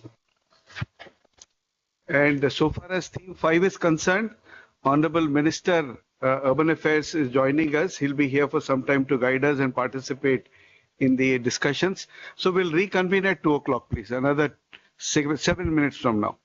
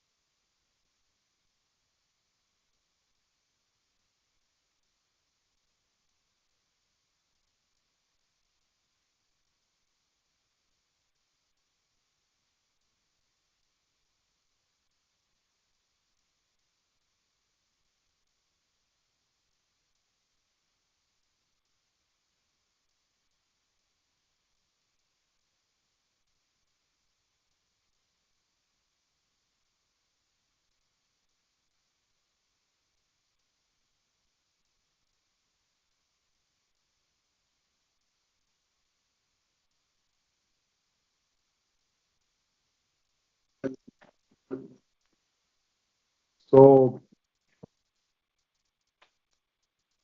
on behalf of the Department of Drinking Water and Sanitation, I take this opportunity to welcome all the panelists today in this post-budget webinar, where we are going to discuss issues relating to the water and sanitation service delivery in the rural areas in our country. Dear friends, Honorable Finance Minister, when she read out this speech, there are two paras, two announcements which were made. Announcement was relating to the JJM. It says since 2019, 15 crore households representing 80% of India's rural population have been provided access to potable tap water connections. To achieve 100% coverage, she said that she is pleased to announce the extension of mission until 2028 with an enhanced total outlay. The exact amount was not specified, but all the liabilities which have been agreed to will be funded during this time. The second part of the announcement was related to the focus of the mission, which was supposed to go towards quality of infrastructure, operation and maintenance of the rural piped water supply schemes through Jan Bhagidari. And Jan Bhagidari was insisted very closely.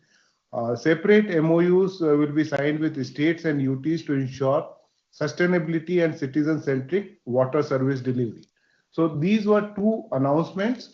Besides this, the budget documents also reveal that there is a budget provision of 67,000 crores for JJM, and for the sanitation, we are implementing Swachh Bharat Mission Gramin in the country, and more than 7,000 crores has been provided for Swachh Bharat Mission Gramin for next year. So these two funding windows would be available to us, where we will be basically providing the assistance to the state governments to discharge their responsibility under these two heads, both of which are state subjects, but the central government and the state governments will come together and actually focus on Jan Bhagidari, so that the people themselves are able to provide water service delivery and the sanitation service delivery in the villages. So, dear friends, I welcome all the panelists today, and I would one by one would be requesting the panelists about their perception as to how we can utilize this fund properly and translate the vision of Honorable Prime Minister on the ground in the villages, where Jan Bhagidari actually gets implemented. People take charge of providing these basic services to themselves. So to start with, we have three panelists today. First of all, I would like to request Sri Shahiddin Abbasi. I will just give a brief introduction. He is a senior administrative service IS officer from 1990 batch of Assam Meghalaya cadre, with an extensive career in key leadership roles within both the Government of Assam and Government of India. He currently serves as the Special Chief Secretary for Public Health Engineering, Water Resources and Irrigation in the Government of Assam, overseeing the critical water supply and irrigation projects. His work focuses on ensuring sustainability, quality and accessibility of drinking water through community participation, that is Jan Bhagidari in Assam, particularly through the Jal Jeevan mission, and also the flagship scheme of Swachh Bharat Mission Gramin is also supervised by him. In addition, he is also the resident representative of Government of Assam in New Delhi and chairman of Assam Power Distribution Company Limited.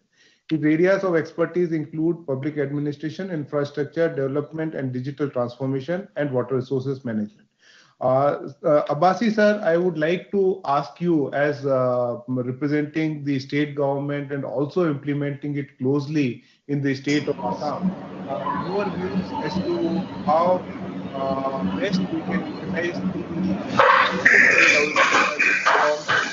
the association with the state government. May I request all the other panelists other than Mr. Abbasi to switch off their mobile of their speaker phones? Respected, am I audible? Yes, sir. Yes, sir. You are okay. Okay, respected Secretary, Drinking Water and Sanitation, and other members there from JJM and SBM team of Government of India, distinguished panelists, and others who joined in on this particular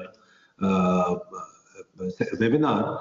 I would just like to, basically, as Secretary Saab has said, basically the emphasis in Jal Jeevan Mission 2.0 is about quality of infrastructure and Jan Bhagidari. These are the two areas on which a lot of stress has been laid. We are all aware of the transformative work which has been done in Jal Jeevan Mission 1.0, where in the country we have gone from 17% households covered by pipe drinking water to now almost 80%. That means 12 crore households have been covered. Apart from the obvious health benefits which have happened, which have taken place, the number of man hours saved runs into crores and crores of man hours. Women have been able to participate more in agriculture and not so much in water carrying and so on. So that is something which has been truly transformative. And I'm glad that the Government of India is taking this forward, and the mission has been extended till 2028. With the focus on, basically on ensuring that the operation and maintenance of these schemes, firstly, the quality is improved, and secondly, that the operation and maintenance of the schemes continues with people's participation. So I think these are the two really focused areas as far as Jal Jeevan Mission 2.0 goes. Before I get into what all, what we can do, I would just like to highlight a few aspects of what we've done in Assam. Now, Assam had a particularly different problem from the rest of the country. We really did not have a water shortage. In the sense that water availability was never a problem, barring the hill areas and some areas which are on the foothills of the Himalayas. So people had hand pumps and everybody had easy access to water. It's just that it was not clean drinking water. So there was a lot of skepticism amongst the people, and you had to convince people that this is important. So a lot of the message had to be that this is clean drinking water and it is important for your health. So that is what we had concentrated on. And this would not have been possible without active participation of the shareholders, the stakeholders who are there. So Assam had about just 1.6% of rural households which had pipe drinking water before the mission started. Currently, we are at 81%, which is almost 58 lakh households which have been covered. We were also one of the first states to come up with a structured operation and maintenance policy, which basically delineated the role of what the PHE department would do, what the Panchayati Raj department would do, what the Gaon Panchayats would do, and how schemes would be handed over. So, if a contractor comes and just builds his, the project, and then he comes to the Panchayat and says, take it over, they will naturally be very skeptical. Why should they take over this asset? So there was a process whereby they were involved in the actual implementation. They used to satisfy themselves through joint visits that the scheme is ready for takeover. In fact, the contractor had to run that scheme after completion for 3 months, and thereafter it was handed over so that they were satisfied that, water is being made available. We also had 2 or 3 very important initiatives in the area of Jan Bhagidari, which is Jal Doots, which are basically the concept of student champions. And this is something which has been also considered a national best practice, where students are sort of sensitized about water supply schemes, the importance of clean drinking water. They are taken to pipe water supply schemes as to how water is cleansed and what are its health benefits, so that they can propagate this and popularize this with their parents and in the villages, etc., so that people understand the importance. The second is the concept of Jal Kosh, where QR codes are put on the scheme itself. Anybody with a smart camera can look at the details of the scheme, how much it cost to implement, when it started, when it is completed, how many households have been covered by it, and any grievance that they have, then they can report that online through an app. We have also because these are single village schemes, understand, because there's a lot of groundwater, we have only barely 13% or 14% of the recharge is utilized currently. So we went largely for groundwater schemes because they were cheaper. And these groundwater schemes, you had to train a number of Jalmitras or pump operators, and we had a specialized program of 10 days in which we've currently trained about 19,000 Jalmitras, and this is an ongoing program. And we've also struck partnerships with not-for-profit, various rural wash partners like IIT Kharagpur, Well Labs, Tata Trust, Aragyam, etc., to ensure that benefits of digitizing communication and getting the people closer is something that we could ensure. Now, what the government of India is asking in JJM 2.0 is, one is that, of course, signing of an MOU with states. That is something which the government of India wants, and a focus on quality assurance through national wash experts who would go and inspect the scheme. There should be an SOP for handing over in-village infrastructure to Gaon Panchayats, and of course financial release through SNA Sparsh, and district level command and control systems to be set up, and agreement mechanism to be set up, and O&M policy to be formulated. Most of this we have done in one form or the other. What we would request the government of India is that if you could give us specific details of exactly what the O&M policy would cover, then we could, all states who have a O&M policy could come on board and bring that O&M policy in line with what the government of India is wanting. Secondly, the MOU, the contours of the MOU is something which we would like to take a look at. The issue largely that I understand, the concern of the government of India is that, who will do the operation and maintenance, and should this, this should ideally be done by the states, and the government of India should not be burdened with the operation and maintenance of these schemes. Now, we have a problem here. I mean, roughly, if you look at it in the state of Assam, and I'm sure in other states, of course, it will be much larger, but by this time Jal Jeevan mission is completed, the total cost would be about 28 to 30,000 crore rupees is what would be the total estimated expenditure. Even if we assume that 5% of this would be the annual O&M, we are looking at a cost of about 600 to 700 crores to be spent on the operation and maintenance of the scheme as a conservative estimate. Here, the government of India had come up with a very good scheme, which was that the 15 Finance Commission funds were tied, and they were a certain portion of it had to be spent on Jal Jeevan mission and Swachh Bharat mission.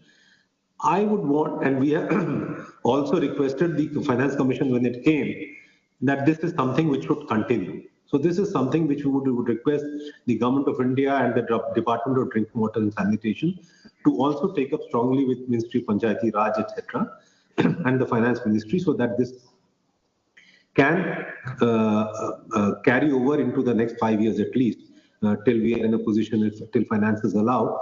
Because at the state level, there is a lot of concern.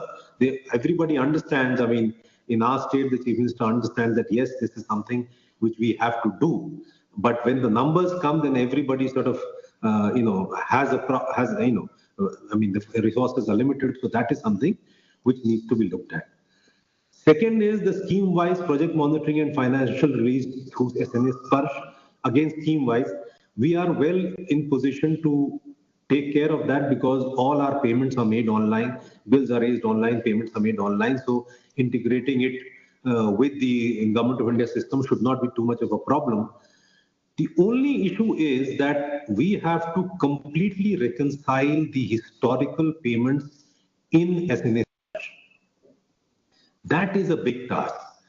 As it is, we have had some delays in the last 3-4 months, and we would want the schemes to restart quickly in April, May.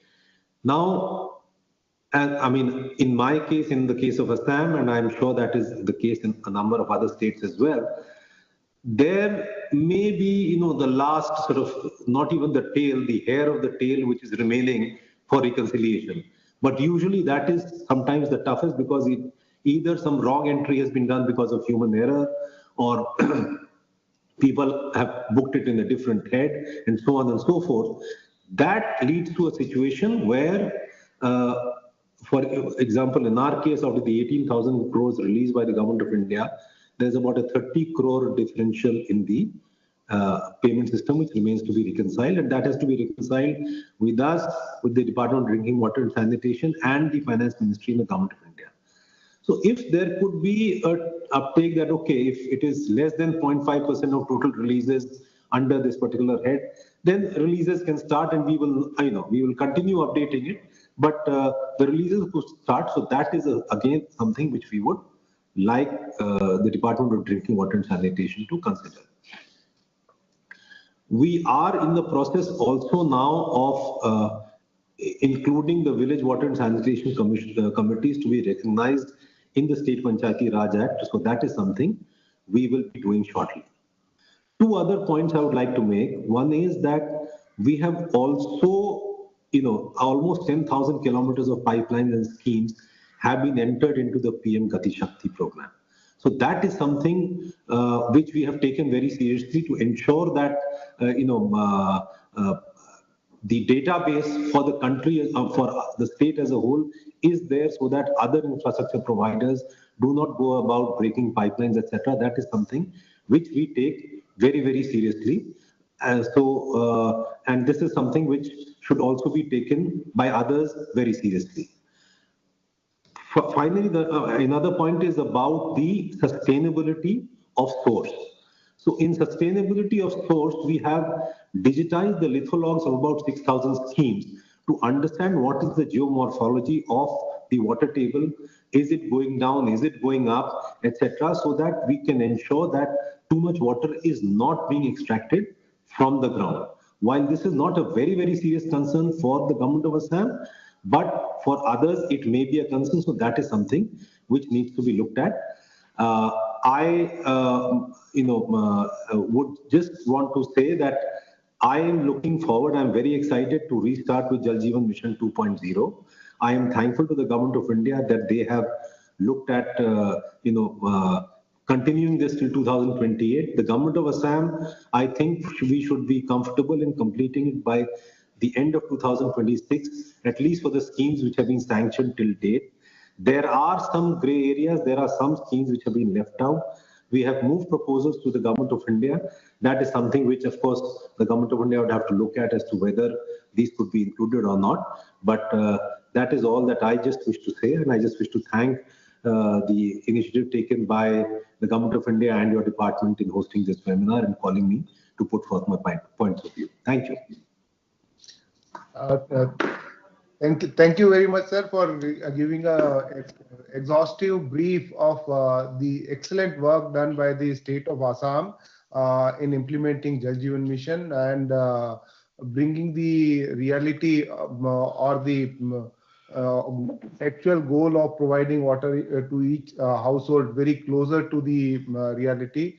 Well before the SDG target of 2030, our country actually, we need to ensure that every household gets potable drinking water. And this was a very critical thing which you highlighted, that water availability was never a problem in Assam.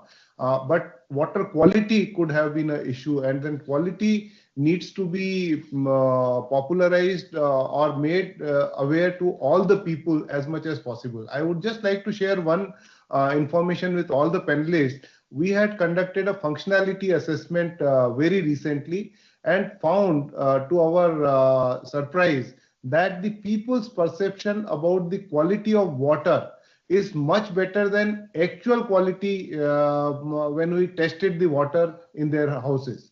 So this particular aspect needs a lot of IC activities, behavioral change, because the quality is what is going to pay a lot of dividend to our nation in terms of saving the health costs. It basically becomes a preventive health measure. So Jal Jeevan Mission can become a preventive health measure. Along with the Swachh Bharat mission, of course, sanitation aspects are also taken care.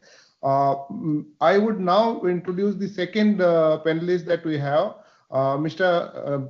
Alkesh Wadhwani, who is the Director of Poverty Alleviation for the Bill and Melinda Gates Foundation, India Country Office.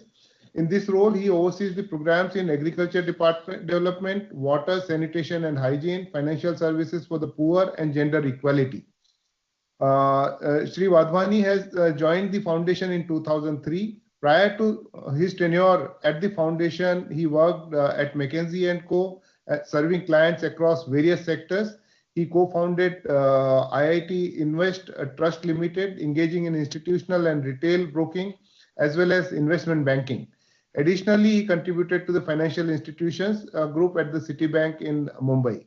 Alkesh holds a BTech in electrical engineering from IIT Mumbai and an MBA in finance and systems from IIM Calcutta.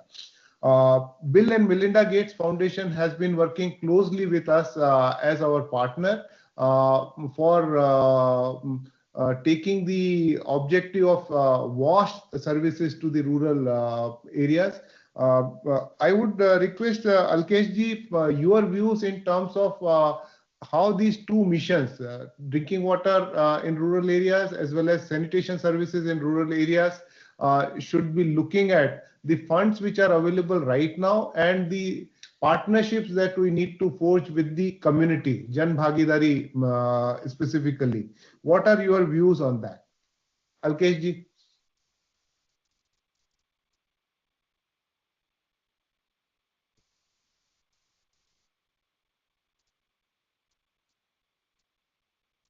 Alkesh ji, could you listen to me? Yes. My apologies. I was on mute and I've unmuted myself. Yeah. So I first just want to thank you, Secretary Sir. Also thank the panelists and the other attendees, and for inviting me to participate in this webinar.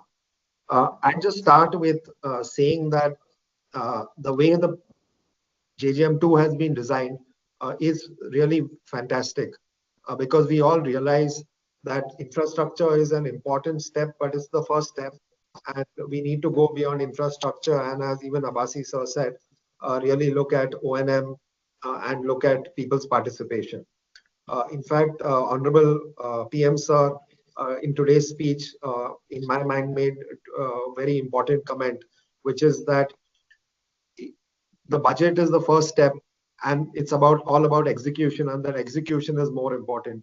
And I think this is really important for the Jal Jeevan mission, of course, and even the sanitation part. We've done a lot of the infrastructure building, again, as Abbasi sir said, from a very low base. Now Assam is at 81%, which in a short period of one phase of the mission of 5 years is remarkable progress. So having said that, the next phase, how do we think about IEC, Jan Bhagidari, and how do we link it to sanitation? I'd be happy to say a few words about this. I'd start by saying that if for the Jal Jeevan mission, the sustainable O&M, especially, and what I'd like to talk about is IEC and BCC, which were two of the themes that you mentioned.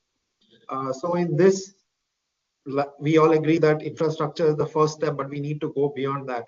And training and capacity building and capability building is important. I understand that over 25 lakh women are trained in water quality testing.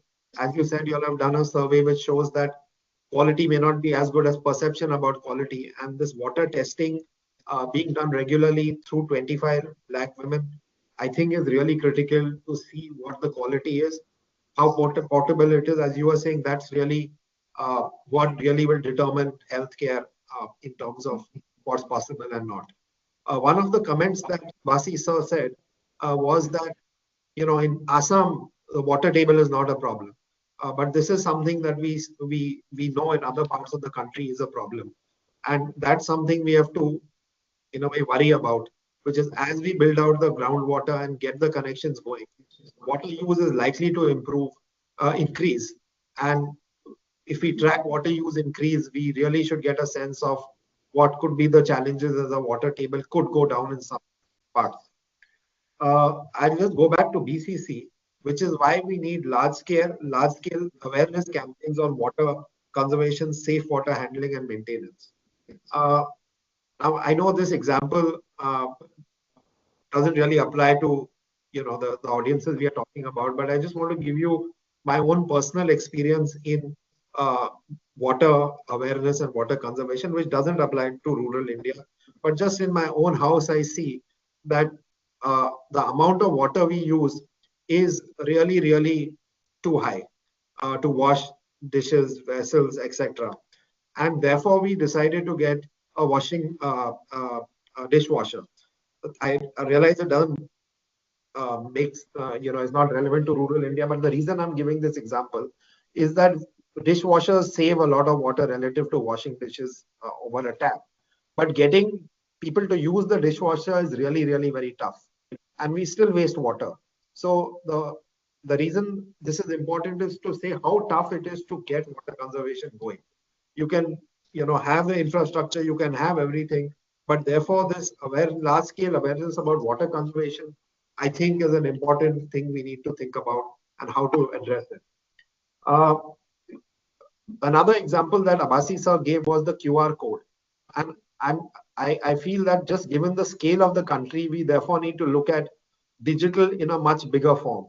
And I'm not giving the QR code example, but just promoting real-time tracking via dashboards, helpline and community reporting tools will give us a sense of how things are going and how we need to not only track perhaps water usage and wastage, but is water being available, what is the quality, etc.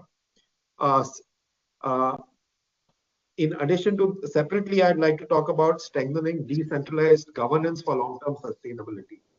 So this is a key focus area for the next phase of Jal Jeevan mission. Again, as Abasi sir said, the village water and sanitation committees are being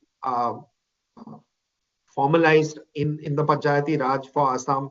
Something similar, and again, perhaps looking at Kerala models, because at least I feel, having gone to multiple states, that's a model where they've integrated perhaps very well with the Panchayati Raj system across multiple departments. So how can we do that sort of sustainable long-term integration to ensure that we are actually ensuring long-term O&M, which is perhaps the most important thing. Now that the infrastructure more or less has been built, is something else I would say. We work a lot with women.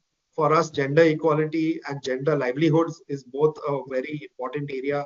We work closely with the SSG and NRL system, and therefore seeing this 25 lakh women trained in water quality testing using field testing kits and scaling up women-led VWSCs and SSGs to strengthen monitoring and O&M, I think, is a very important way to ensure governance.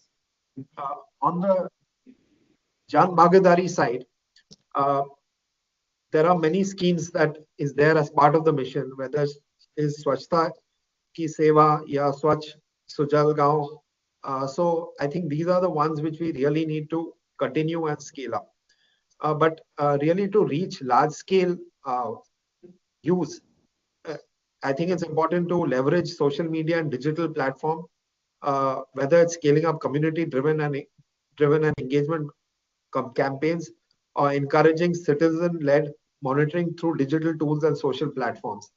This is an area I think where we can contribute to your mission, and in a way, it's how we could all really get what, again, Honorable PM Sir says in many programs, get a people's movement going for this.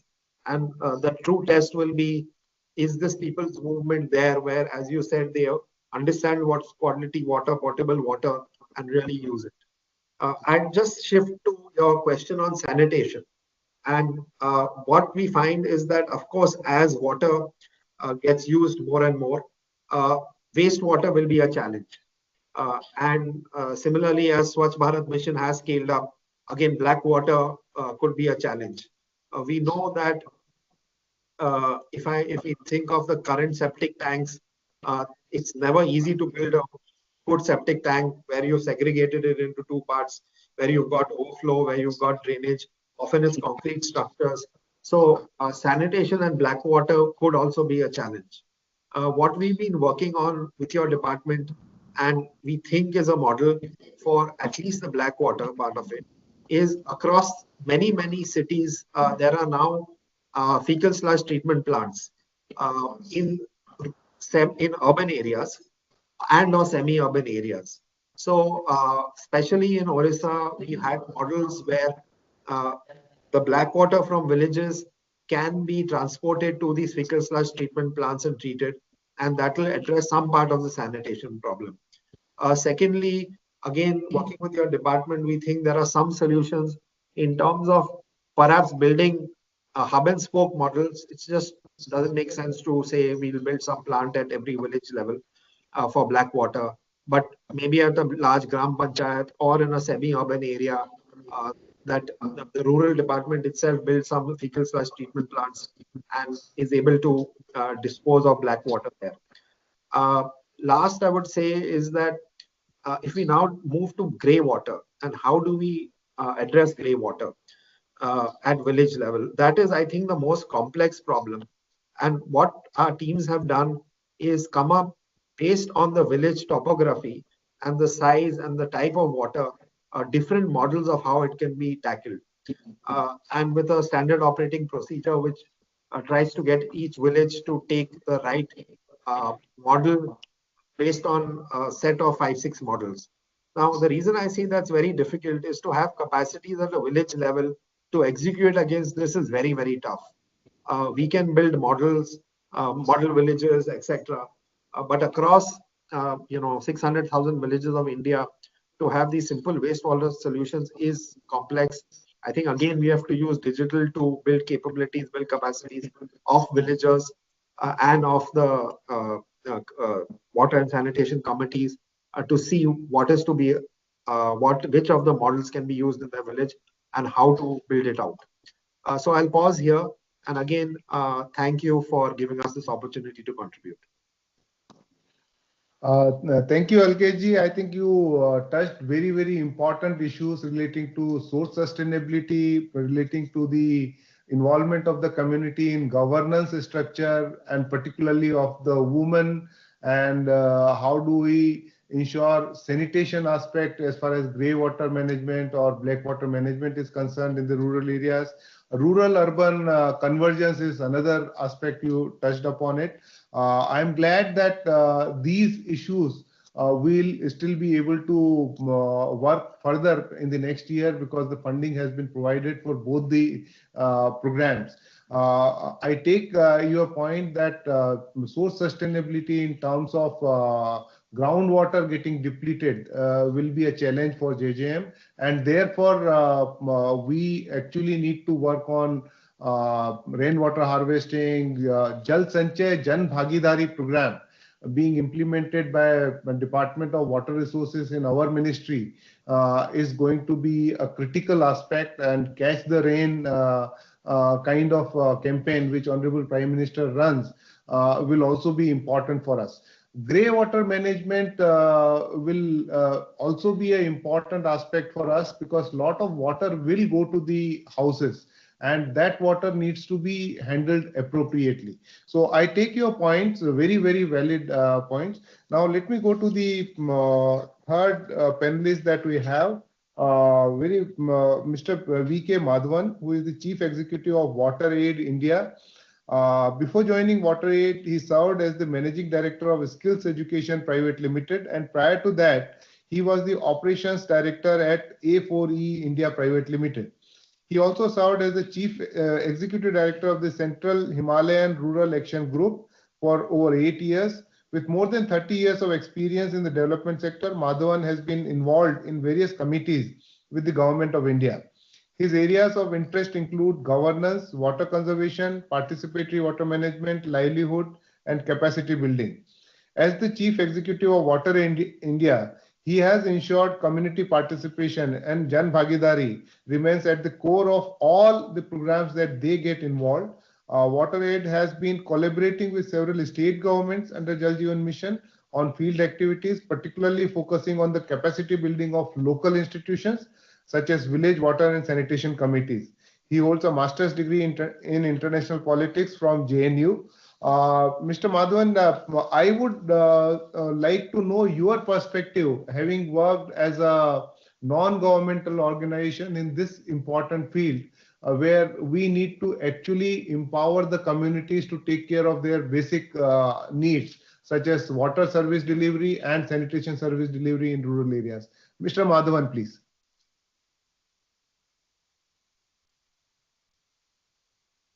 Thank you. Am I audible? Yes, yes, you are audible, Mr. Madhavan. Thank you. Yeah. I want to start off by saying I'm delighted that the finance minister has extended Jal Jeevan mission till 2028. I think this provides us with the opportunity to actually help try and ensure that in some sense we're able to use the time period to make the necessary investments. And I think the intent that you mentioned is very clear, and the focus is on ensuring reliability of the source, of making sure that we have good quality infrastructure, and we have systems in place for both for operation and maintenance of the water supply schemes. I want to actually back up, and I want to start off by what I feel are two moral imperatives that we are faced with, both as people involved in the sector and as citizens engaging with government. The first moral imperative is that it is to try and make what for us is normal, which is to wake up and to be able to turn a tap on and to have access to water, to make this normal for everybody who resides in rural areas. The potential implications of unleashing the agency of women and adolescent girls, of being able to lay the foundations in some sense for good public health. The second imperative is to ensure that if the union government alone between 2019 and 24 invested a little over 2 lakh crores in Jal Jeevan mission, the second imperative is for us to try and ensure that this public investment is used effectively and is put to good use. And so I think we need to start off by recognizing these moral imperatives. The second thing I think is important is, and to answer in some sense your question that you raised, is that to start off with what are the principles that we wish to guide us over the next few years. And I think that there are, 5 critical principles that we should embrace in trying to ensure that we're able to achieve what we are set up for. The first is to ensure equity and inclusion. There are likely to be habitations and households who have been left out. How do we try and ensure that they get included? There could also be households that still require access to individual toilets. How do we ensure that those get covered? The second principle is about generating demand for some of these services and to generate demand. And that links to what Alkesh talked about, which is the role of behavioral change communication, in some sense, generating a demand for a higher order of services. The third is about how do we instill ownership. And I think very critical to Jal Jeevan mission's future is going to be how do we create a sense of ownership amongst village water sanitation committees, gram panchayats, citizens at large, to take responsibility for these schemes and to be able to operate and maintain them for the foreseeable future. And so we need to have a strategy on how this ownership can actually be instilled in them. The third is how do you inspire faith and trust. And Mr. Abbasi talked about how in Assam they're focused on water quality and its importance to begin with. The fact is that if you were to look at National Sample Survey data, look at NFH's data, there's a growth in actually the sale of packaged drinking water in the country. I think as per the latest NSS round, 15% of households said that their primary source of drinking water is actually packaged water. Now, the fact that this packaged water industry is growing is not merely because there is no access to water, but there's also a trust deficit with regard to the ability of service providers of being able to provide them with quality water. So in some sense, we have to then look at what is it that we do to try and inspire this faith and instill this faith and trust in this quality of service that we are providing. And the last is about how do we ensure that citizens have a voice and that there is an accountability that they can demand from the service providers and the duty bearers for it. Now, so to be able to, whether it's about drinking water and sanitation and our pipe water supply schemes or Swachh Bharat mission and the infrastructure that's going to be created for waste management, solid waste management, part of that. I think from a pipe water supply scheme, we're looking at, to use an acronym, ASRA. We're looking at creating access, ensuring safety of the water, adequacy of the water, regularity of supply, and assurance that this is going to be available throughout the year. Now, I think it's important to recognize that, and this particularly the example from Assam is very useful, which is to say that there is a tendency to think of access and quality operating in a linear manner. That you first deliver, provide access, and then worry about quality. But if we want people to have faith in the system, and particularly in areas where there's a water quality issue, we can't look at these necessarily happening in a linear manner. We might need to address water quality issues simultaneously while creating access. Otherwise, we would have created access, but there won't be faith in the system. Right? So I think one is that we need to recognize that these don't necessarily come in a sequential manner. The second, and which is I think interesting, is that when we're talking about in the finance minister's speech, she talks about water service delivery and citizen-centric water service delivery. So in some sense, the ambition or aspiration is shifting towards looking at professionalization of services. And if we're looking at professionalization of services, I think we need to look at, one, the importance of contracts. What is the contract, for example, between a Gram Panchayat or a village water and sanitation committee and the pump operator, or if there is another service provider or the Jal Mitra. So to look at whether it is possible to look at, if you want professionalization of services, we need to recognize the importance of contracts. We need to have very clear roles and responsibilities of the various service providers. We have to have very clear accountability mechanisms in place. And we need to have a mechanism for consumer grievance redressal as well as with an escalation matrix if necessary. I think again in the document there's an intent now to look at, in particularly some states, I mean Assam again has predominance of single village schemes, but there are other states with very large proportion of multi-village schemes. And I think it might be useful to look at a distinction between the roles, where in a multi-village scheme can bulk transfer of water be entrusted to the PHED or a Jal Nigam or a utility of that kind, whereas the intra-village management of water then rests with the village water and sanitation. And this could then create ownership within them to take on this responsibility with a very clear contract with the service provider about both the quantum of water being provided, the quality of water being provided. Just to look at two areas to strengthen with regard to governance. I think I'm delighted that there's an emphasis on village water sanitation committees as part of the state MOUs. You're looking at village water and sanitation committees being recognized as part of state Panchayati Raj Act. It might also be good to recognize that there are currently in many states other formal, informal institutions which have been entrusted with roles with regard to pipe water supply. These could be self-help groups, or these could be other institutionals that have been created, for example, like in Bihar, where you have a ward implementation management committee.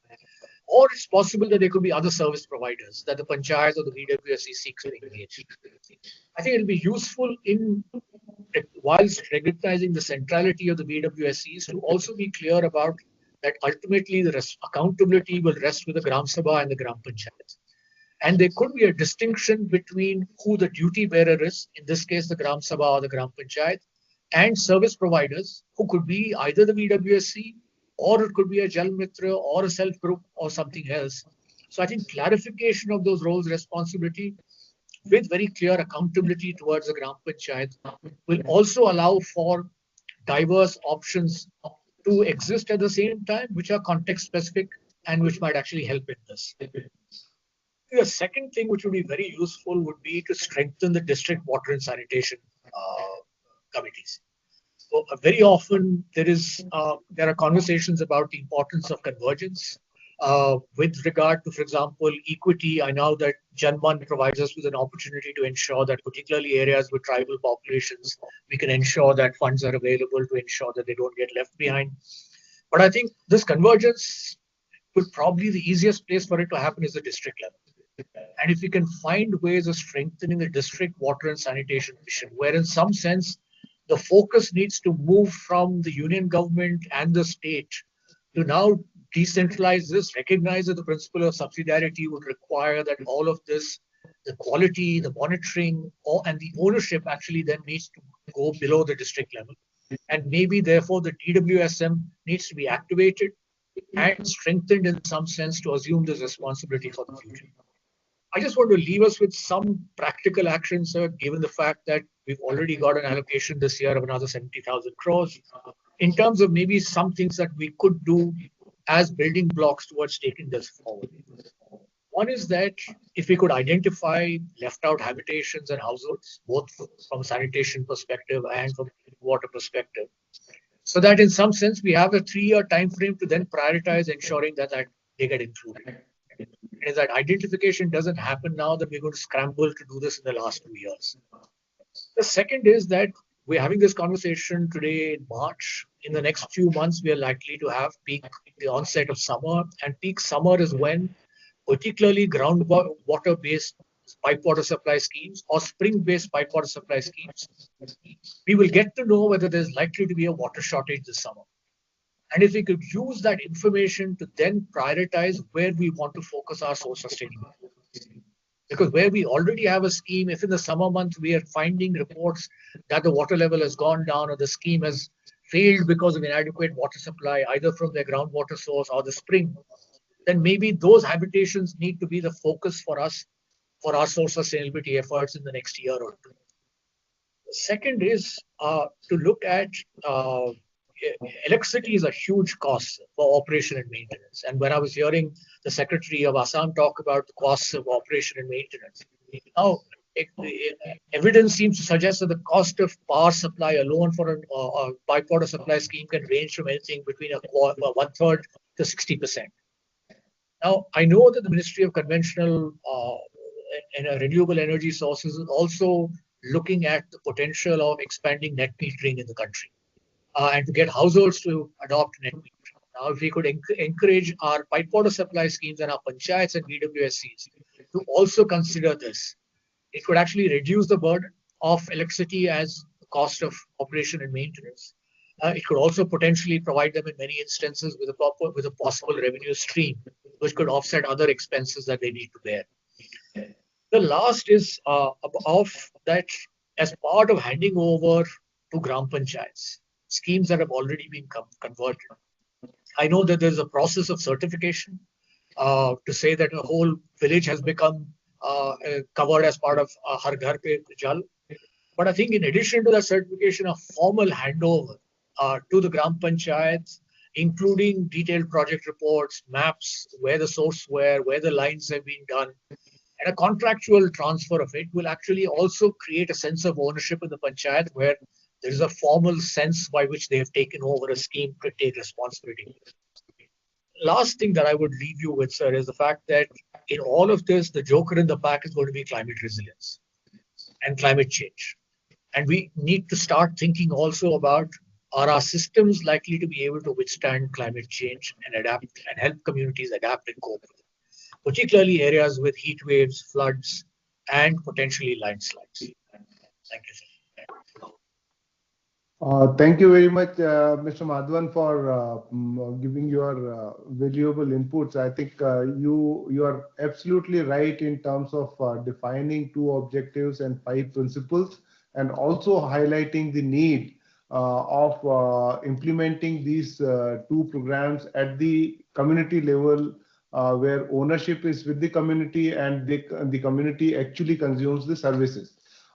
Coming back to the first panelist, Mr. Abbasi, I would like to ask you, in the light of comments made by Mr. Madhavan, how are we addressing the issue where water supply services or the sanitation services are not treated as central government provision or the state government provision, but the community providing for these services for themselves? What would be the best way to move forward on that?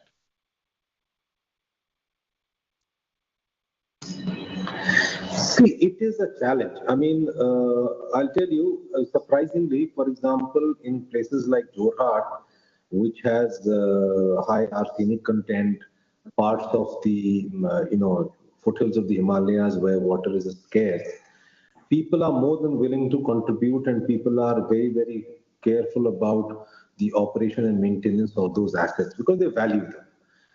In normal, the valley region, the Brahmaputra Valley region, and even the Barak Valley region, where water is easily available, we are basically going with the strategy of what are the health benefits and ensuring that the quality of water is good, because we have a very, very robust testing mechanism. We are, our target is pretty high if you look at the size of the state and the rest of the country, and our achievement also in terms of water quality testing is pretty good in the biological and the chemical contamination areas. For us, of course, in Assam, the biological contamination is the biggest sort of challenge, because waterborne diseases, etc., is a big issue.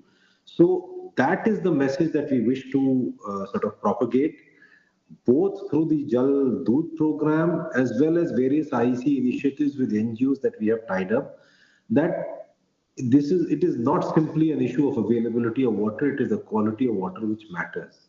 And the health benefits, touting the health benefits. We have also tied up with ASHA workers so that there is synergy between ASHA workers and us in terms of, because there is a close linkage in terms of health issues with the health department also we've tied up. So this is the sort of multi-pronged strategy. But even then, it is a challenge to get people to pay 40 rupees a month, which is what we are charging here. It is not easy. That point I just want to make. What about the district water and sanitation mission, which Mr. Madhavan alluded to? Because if district level ownership becomes slightly more pronounced than the state and center, probably things will be much better, sir.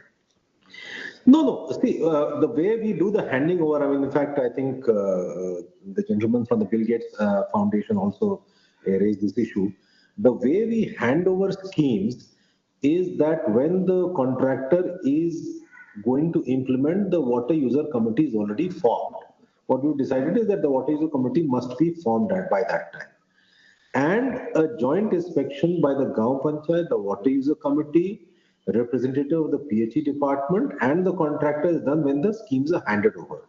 So there is not too much doubt about the quality of the scheme when it is taken over. And we regularly, while we are not putting it on the minutes, but district water and sanitation committee meetings, which are jointly held by the DC with the CO Zilla Parishad, is if not a fortnightly, but minimum a monthly affair. So that ownership is not an issue, and we are also spending money in terms of the 15 Finance Commission funds for operation and maintenance, electricity bill payments. Those monies are being transferred. But that reluctance, because water is not a scarce commodity, is our biggest challenge. That is what we feel. In terms of ensuring the quality of the scheme, district water and sanitation missions are effective. That, this is time bound, this has to be done. But once that scheme starts running, actually the attention of the district water sanitation missions goes on to the next schemes. The operation and maintenance part actually is not so closely looked at. That is left to the water users committee. So that is a bit of an issue. Perhaps, yes, that is something which we can lay increasing stress on. We are doing independent testings also periodically. We tested about, inspected about 4,000 of the 15,000 schemes that we've completed in the field by teams which go from one district to another. What is the status of the implementation? What is it running? Is it not running? But that basic point still remains about the reluctance of people to pay. And without payment, there's only so much ownership that comes in. That is the problem. Sir, just like Central Finance Commission, states also a State Finance Commission. Would it be a good idea to have tied grant from the State Finance Commissions also to the local bodies so that O&M cost could be met? Yes, I think that would be a good idea. Perhaps in the MOU, this issue about commitment, instead of being generic, could be a little bit more specific. What I'm saying is that, while the government of India rightly would say that O&M is not our headache, but some carrot and stick that, okay, some amount comes from here and you commit that the bulk of it comes from the state would go a long way in the operation and maintenance of this. Thank you, sir. Alkesh ji, I want to come back to you. You referred to two issues. One was behavior change issues and IAC, and also the use of technology at the cutting edge level, operational level, use of the dashboards, real-time monitoring, and those issues. So, could you throw light as to how we can actually utilize the social media, the technology for behavior change and IEC issues in the rural areas? Right. So one use case could just be showcasing success stories. So if a village has worked well, it's able to save water, it's getting high quality potable water. If we find that in that village, we interview some people and find that diarrhea is reduced. So whatever are the really stories on the ground, we can amplify that through social media and other channels. So I think that we find that many program works well and build some sort of a groundswell to say, yes, this program is working. And in other places also, they read about it and get enthusiastic about saying that, we should also try and do similar things, and there's more community participation. So that would be perhaps an example on social media or other channels to really, it could even be frankly newspapers and other stories. It need not be only social media. On the dashboard side, we've worked with quite a few departments to integrate various databases. So most departments have different databases that have different sources of data. And then when we get everything together, we are able to, that dashboard can be used by the senior officials to take decisions on what needs to be done for what's working or not working. So that's, I think, quite standard. Yeah. Thank you, Alkesh ji. I come back to Mr. Madhavan. You also alluded to the climate change and adaptation measures which are required to be taken, particularly when the situation is becoming quite apparent as far as climate change is concerned. What could be the strategies for ensuring climate-related issues are addressed, the disasters which take place because of the climate change? During those times, we continue our basic services of water service delivery and the sanitation service delivery in the rural areas. What strategy in your mind would be possible way to move forward? Thank you, sir. So I think we need to look at it by the kind of climate impact that we're talking about. So in areas that are likely to be flood prone, the regular infrastructure for pipe water supply might actually get submerged in case of a flood. In which case, there is also the likelihood that people might move in states like Odisha, for example, West Bengal, even Assam, might move to disaster shelters, where they actually move during the time of floods or a disaster to another area, which is a community building or a school or something, to actually ensure that the infrastructure there is likely to be more reliable, resilient, or is at a level which will help them to ensure that at times of disaster they have access to a safe source of water. Also to ensure that community sanitary complexes in places which are likely to be flood prone, or cyclone prone, are built in areas where there's relatively low likelihood of the toilets itself being submerged during floods and therefore causing more contamination. So I think one is to look at the community and public infrastructure in areas like this, which are likely to be places where temporarily people will go to try and ensure that they are resilient. If you were to look at toilet design in flood-prone areas or even in hilly areas where one doesn't know how subsurface movement of water takes place, we might need to look at toilet design being very different to be able to ensure that even if an area with a high water table, fecal matter through a twin leach pit toilet is actually likely to add to contamination. So we might need to look at our design very differently. The other is then to identify areas which are where we would have heat waves or where is likely to be a scarcity of water and drought. And there the focus has to be on ensuring reliability of the source through rainwater harvesting, using existing surface water bodies to harvest water, looking at other recharge measures to recharge the aquifer. So you have to look at a host of measures to ensure that actually the source then becomes reliable, at least in areas where heat waves, droughts are going to be the focus. So in some sense, look at identifying climate hotspots and then looking at, is the infrastructure there likely to be resilient, and what can be done either in times of a extreme event like a flood or a cyclone, or otherwise to ensure that this infrastructure is there. But I think very often in looking at resilience, we tend to focus on infrastructure and we lose sight of the fact that ultimately you need an institution to be able to deal with it. Right? And so if the BWC is responsible for it, we also need to look at how do we strengthen that institution to be able to respond during a disaster and not to wait for someone else to come and do it. It can't be that at normal times they do it, and when there's a disaster, they just sit back and someone else does it. So we need to look at how do we build their understanding to possibly design solutions for it and to be able to manage that. So I think Biswanath Sinha Saab is responding that MOU for Jal Bhagidari, Jan Bhagidari, and there is also one more comment in the chat that we should also be utilizing the schools for generating awareness for water services and sanitation services both. I am also joined with the mission directors of SBM and Jal Jeevan mission with me here. I would request Mission Director of SBM Grameen to share his views as to how he plans to utilize the budget granted this year. So Jitendra Srivastav is joined here with me. I would request his views on that. Thank you so much, sir. Good afternoon to esteemed seniors.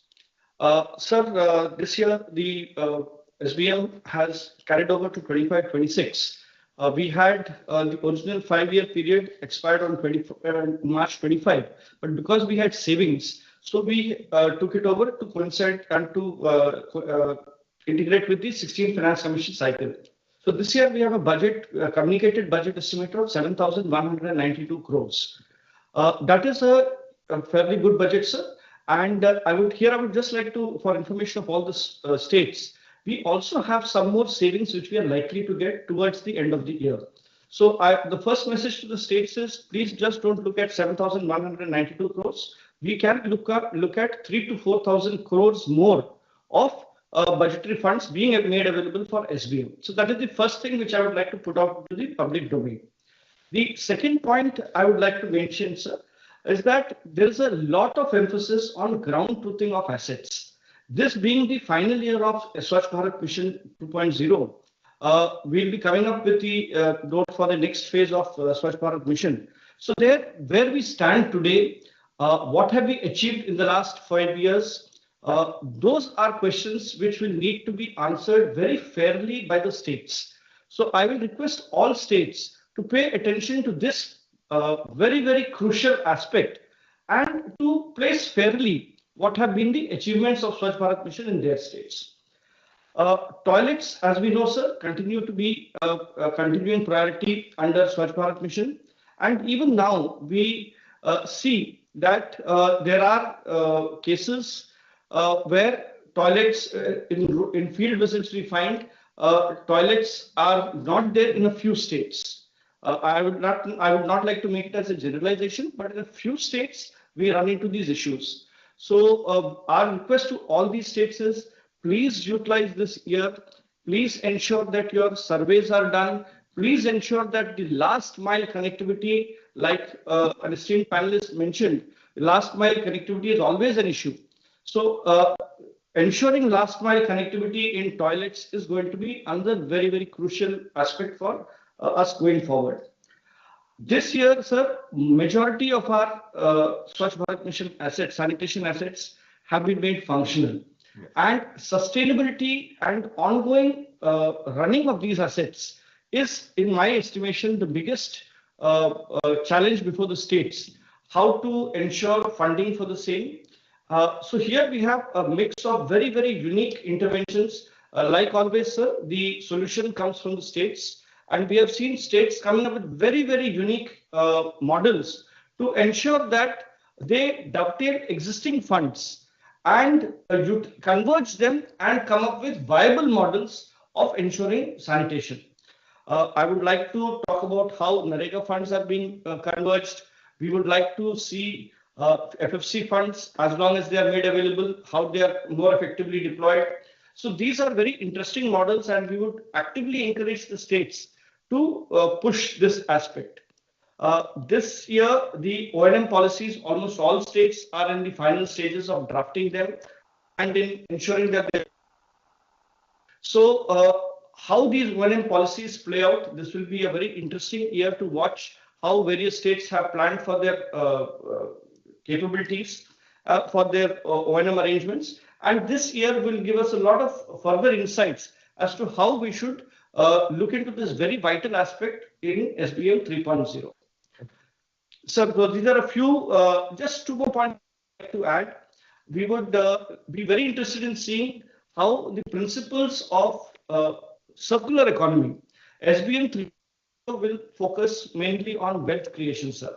So we would like to see how the principles of circular economy, 4R in the case of solid waste management and 3R in the case of liquid waste management, how these are, how policy documents are brought out in the states, how in a whole of government approach, the state pushes the principles of 3R and 4R across various departments, how funding for these activities is converged with sanitation and other funds.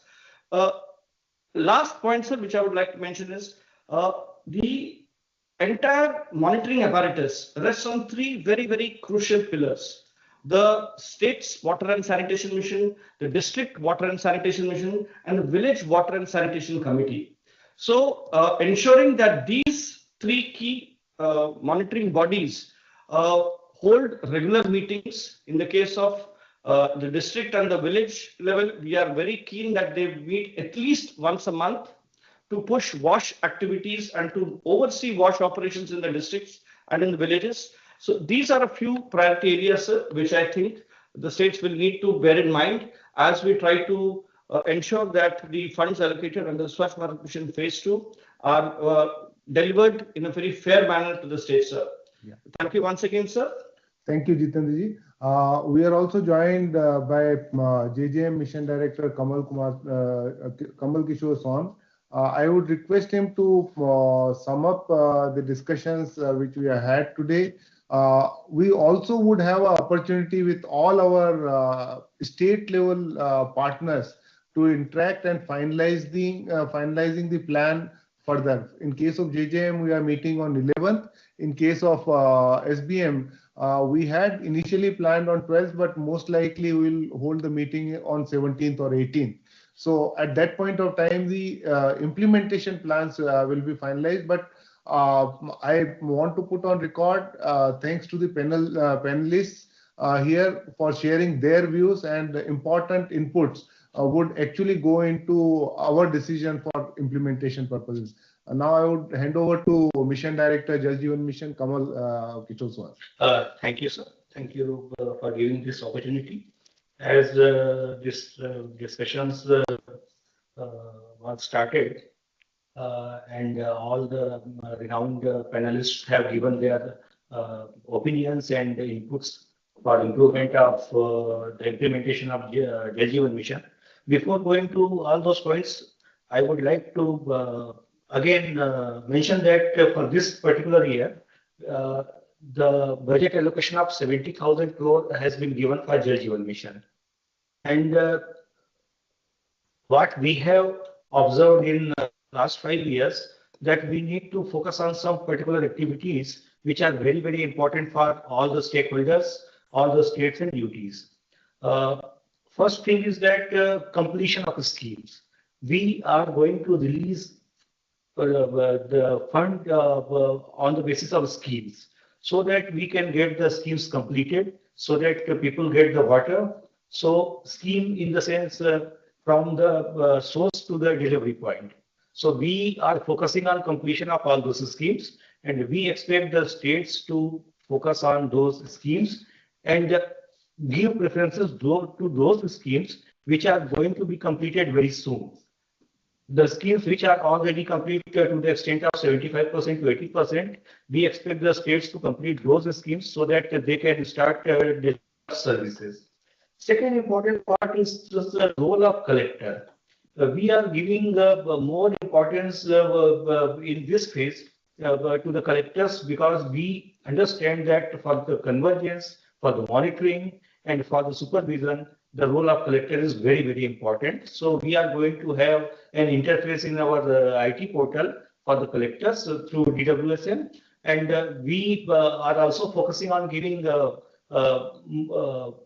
more say to the village and waters VWSC, and we also expect the states to monitor through their state water and sanitation mission so that an effective system can be developed. Third important point is that we are focusing on some particular schemes like PM has announced for this Janman and Dharti Aaba Janjatiya Gramin Utthan Abhiyan. So these are very, very important programs as far as the coverage is concerned, and we will be able to reach to those populations which are living in far-flung areas and which are very, very important as far as inclusiveness is concerned. Again, coming back to the discussions by the panelists today, we have noted down all the important points and we have got very, very good input. And as you already mentioned that we are going to have a meeting with the states and UTs in coming days, we will all the inputs with the states so that we can have a very fruitful discussions and we can take it forward. Thank you, sir. So thank you, Kamal. I think I would like to put on record my appreciation for participation by the panelists. Sayyidin Abbasi sir from Assam, Mr. Wadhwani from Bill and Melinda Gates Foundation, Mr. Madhwan from WaterGate. All three of you have given your valuable inputs. We thank you and just like to impress once again that water service and sanitation service delivery are in the rural areas are going to be community driven, community owned and community managed. That is the vision which we would like to translate with everybody's cooperation. Thank you very much for today's. And thank you for having us over. Thank you. Thank you. Thank you.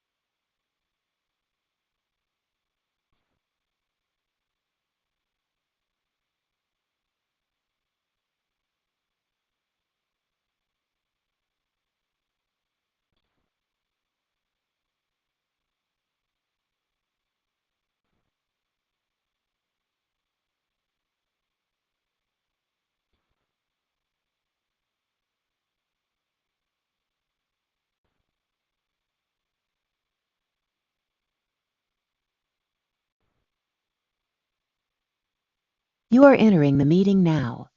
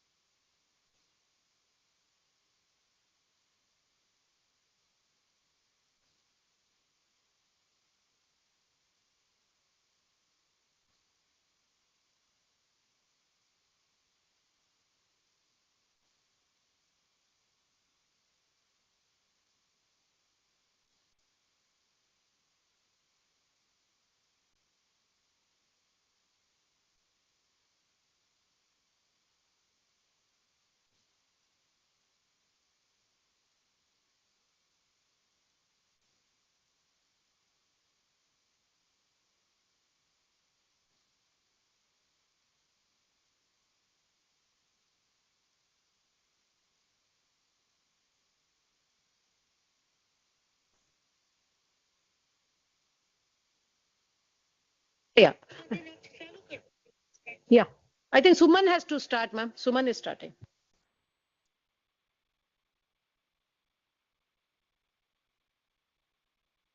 What happened? Suman ka voice nahi aa raha. Suman, can you hear us? Suman, any problem? Can you hear me now?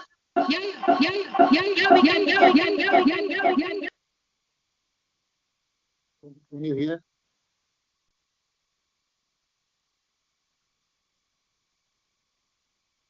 Am I audible?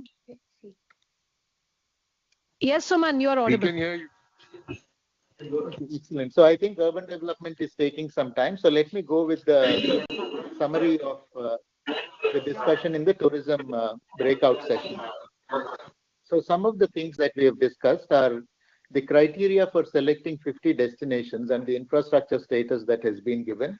The consensus has been on developing balanced destinations, which means that we pick destinations, existing destinations with high potential, and also balance it with emerging destinations focused on experience-based tourism. The second is the criteria for selection. We should look at infrastructure readiness and state readiness and policy support, especially on what the state is doing in terms of land availability, ease of doing business, and alignment with several other government schemes. The third is on that the infrastructure status will provide a reduced capital costs. It will improve capital availability, and therefore it can be a game changer. But this is something that needs to be applied with a little bit of caution.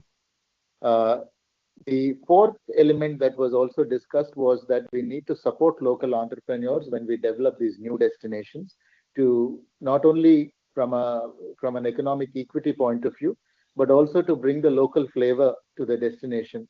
That is very essential to make it authentic. The next is that we need to have a state competition to ensure that the best proposals are picked by a committee which is experienced and which is varied.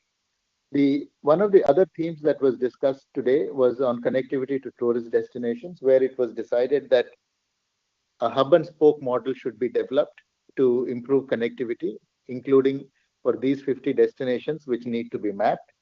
The other idea was to have stakeholder collaboration, especially to create, promote easy visa programs, stopover tourism, joint promotions, etc., which requires both the government and the industry to work together to enhance connectivity and to make use of the enhanced connectivity that we already have established. The third theme that was discussed was on performance-linked incentives for destinations, where the idea was to essentially zero down on basic infrastructure and safety.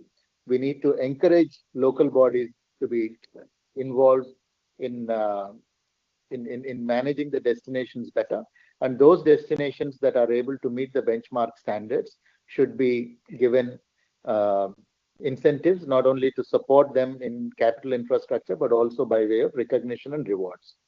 The fourth theme that was discussed in the group today was on the availability of mudra loans for homestays, where the discussion was to focus on more on rural homestays and tribal homestays, was to not to lose sight of the fact that digital discoverability and booking is key to the success of these homestays, and as to how we can bring that policy into play.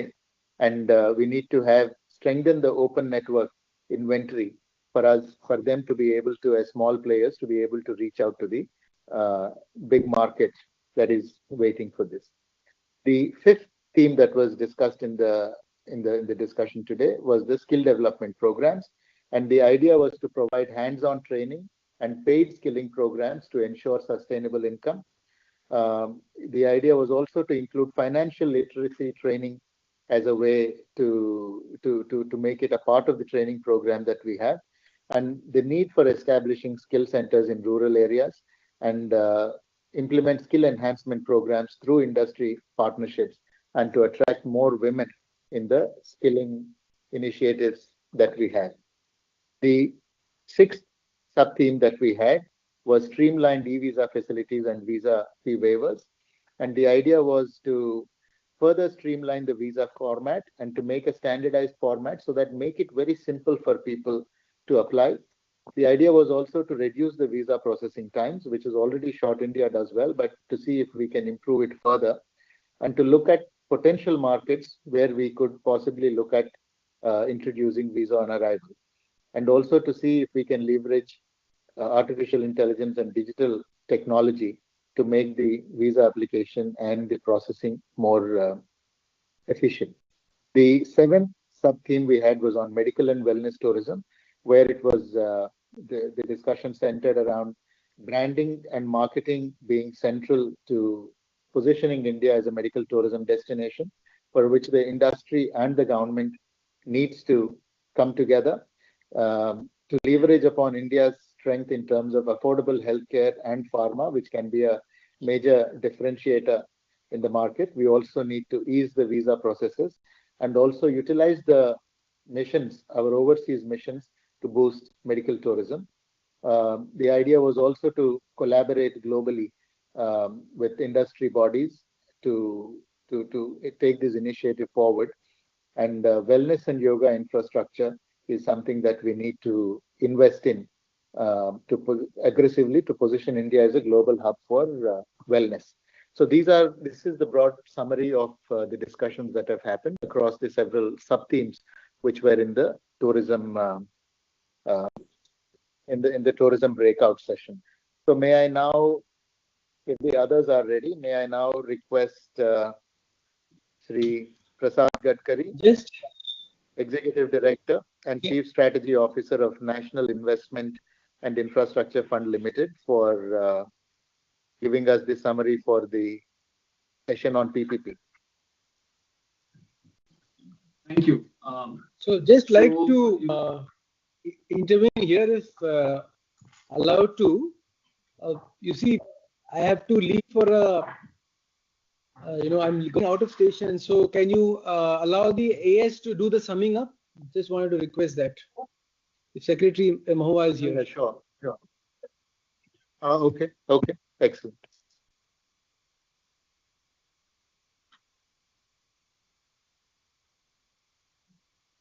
Who wanted to do the summing up now? No, if you are okay with it, I can do the summing up and then leave. If you're okay with it, this is post shipping and waterways. Go ahead, but I'm not able to make out who is speaking. Oh, it's speaking. Suman, it is Secretary, sir. Ramachandran, sir. Yeah, can you? Are we not visible? Just check. Yes. No, sir, you are not visible. That's the problem. But sir, yeah. Which is why the convenience. But please go ahead, sir. If you're ready, please go ahead. Yeah. So we actually had three different verticals. Three different verticals. One was on shipbuilding. The other was on MDF, the Maritime Development Fund, and the third was on taxation reforms.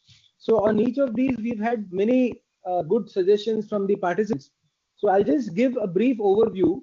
One is that the long-term financial assistance, cluster setup, and skilled manpower. These are the three key areas, and adopt a global perspective rather than a regional perspective. That is what I've suggested, because we should not get bogged down by being a regional player within this South Asian, but be global. Then secondly, the historically shipbuilding has been supported by governments across the world, and therefore the announcements are all being appreciated by the industry as being a step in the right direction. Thirdly, the administrative process under the SBFAP, the suggestion was that it should improve. It's an existing scheme, so as a part of ease of business, it should be improved. Then there should be more streamlined coordination with center and states and amongst the central ministries for the policy implementation. That was another suggestion. Then the provisions to boost private shipyard participation. There was a feeling that there is more stress on government and public sector units, so there should be also support for private shipyard participation. Then the Indian tugs, the tugs which are imported but are deemed to be Indian, the request was that our green tug transition policy should be extended to the non-major ports also. Then on the support for domestic shipping through various avenues, including placing orders, partnerships, building up the shipbuilding, repair, cycling facilities, etc. Many companies, including MS Maersk, etc., have expressed interest. So, to facilitate this kind of support for domestic shipbuilding, the credit note that has been provided under SPFAP was recognized as a key step to boost ship recycling, because this ship recycling shipbuilding. As far as the low-cost financing is concerned, the ship owners sought provision of vessel-based or asset-based financing, and one of the ways to address the above issues was suggested by NAVID, wherein they said a debt servicing structure which is linked to an index capturing the performance of the structure of the sector can be used rather than the Baltic index, and then the debt can be paid in an accelerated manner. Then MDF, large number of people complimented the minister and of course government for the MDF, which was recognized as a game changer for the sector, and there was a suggestion that the blended financial instrument structure, which is there it's a new structure which is there across the world, especially in climate financing, that be used as one of modes of implementing the MDF. And on the taxation and other reforms, I'll list is to supplement. So in the panel discussion, the panelists had welcomed, the shipyards had welcomed and thanked the ministry, also the government, for advocating securing the basic custom duty exemption for shipbuilding and also for ship brick for another 10 years. There is 2.5% basic custom duty that is applied, and that has been widely welcomed by the whole group of shipbreaking association and the group. Then the very welcome step, and this has been a long-standing demand of the sector, is clear ships as infrastructure. So this is a very major game-changing announcement. This was recognized by the press, and for that the steps are to be taken that we have already started with those steps. And then the integrating taxation benefits offered in Lift City under the IFSC structure, how the sector, the maritime sector, and particularly the inland waterway transport sector can take help of the tax exemptions which are available in the IFSC structure, and the tonnage tax, which is a new announcement for the water transportation vessels. Both combined, there will be huge benefit to this sector. So this was recognized by the panel.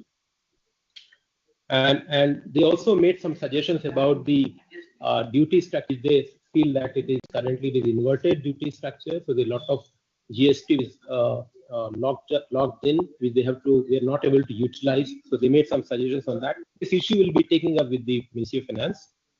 And there was also a suggestion that there are some challenges they are facing due to BIS regulations on various imported materials which are used for shipbuilding. So those inputs which are not domestically available, they are subject to anti-dumping duties, increasing costs, etc. So the view was that this disproportionately affects Indian shipyards. So this needs some kind of policy adjustments. Then the panel also discussed about a fee for recycling ships is required for industry sustainability. And it was suggested that vessels which are older than 25 years may be scrapped. And that view is suggested may be discussed and converted into a policy. Another point was about the there should be a relaxed timeline and other conditions in shipbuilding under Make in India policy. We are working on that, including the domestic content in shipbuilding. And another major announcement in the budget for this year was about tonnage tax.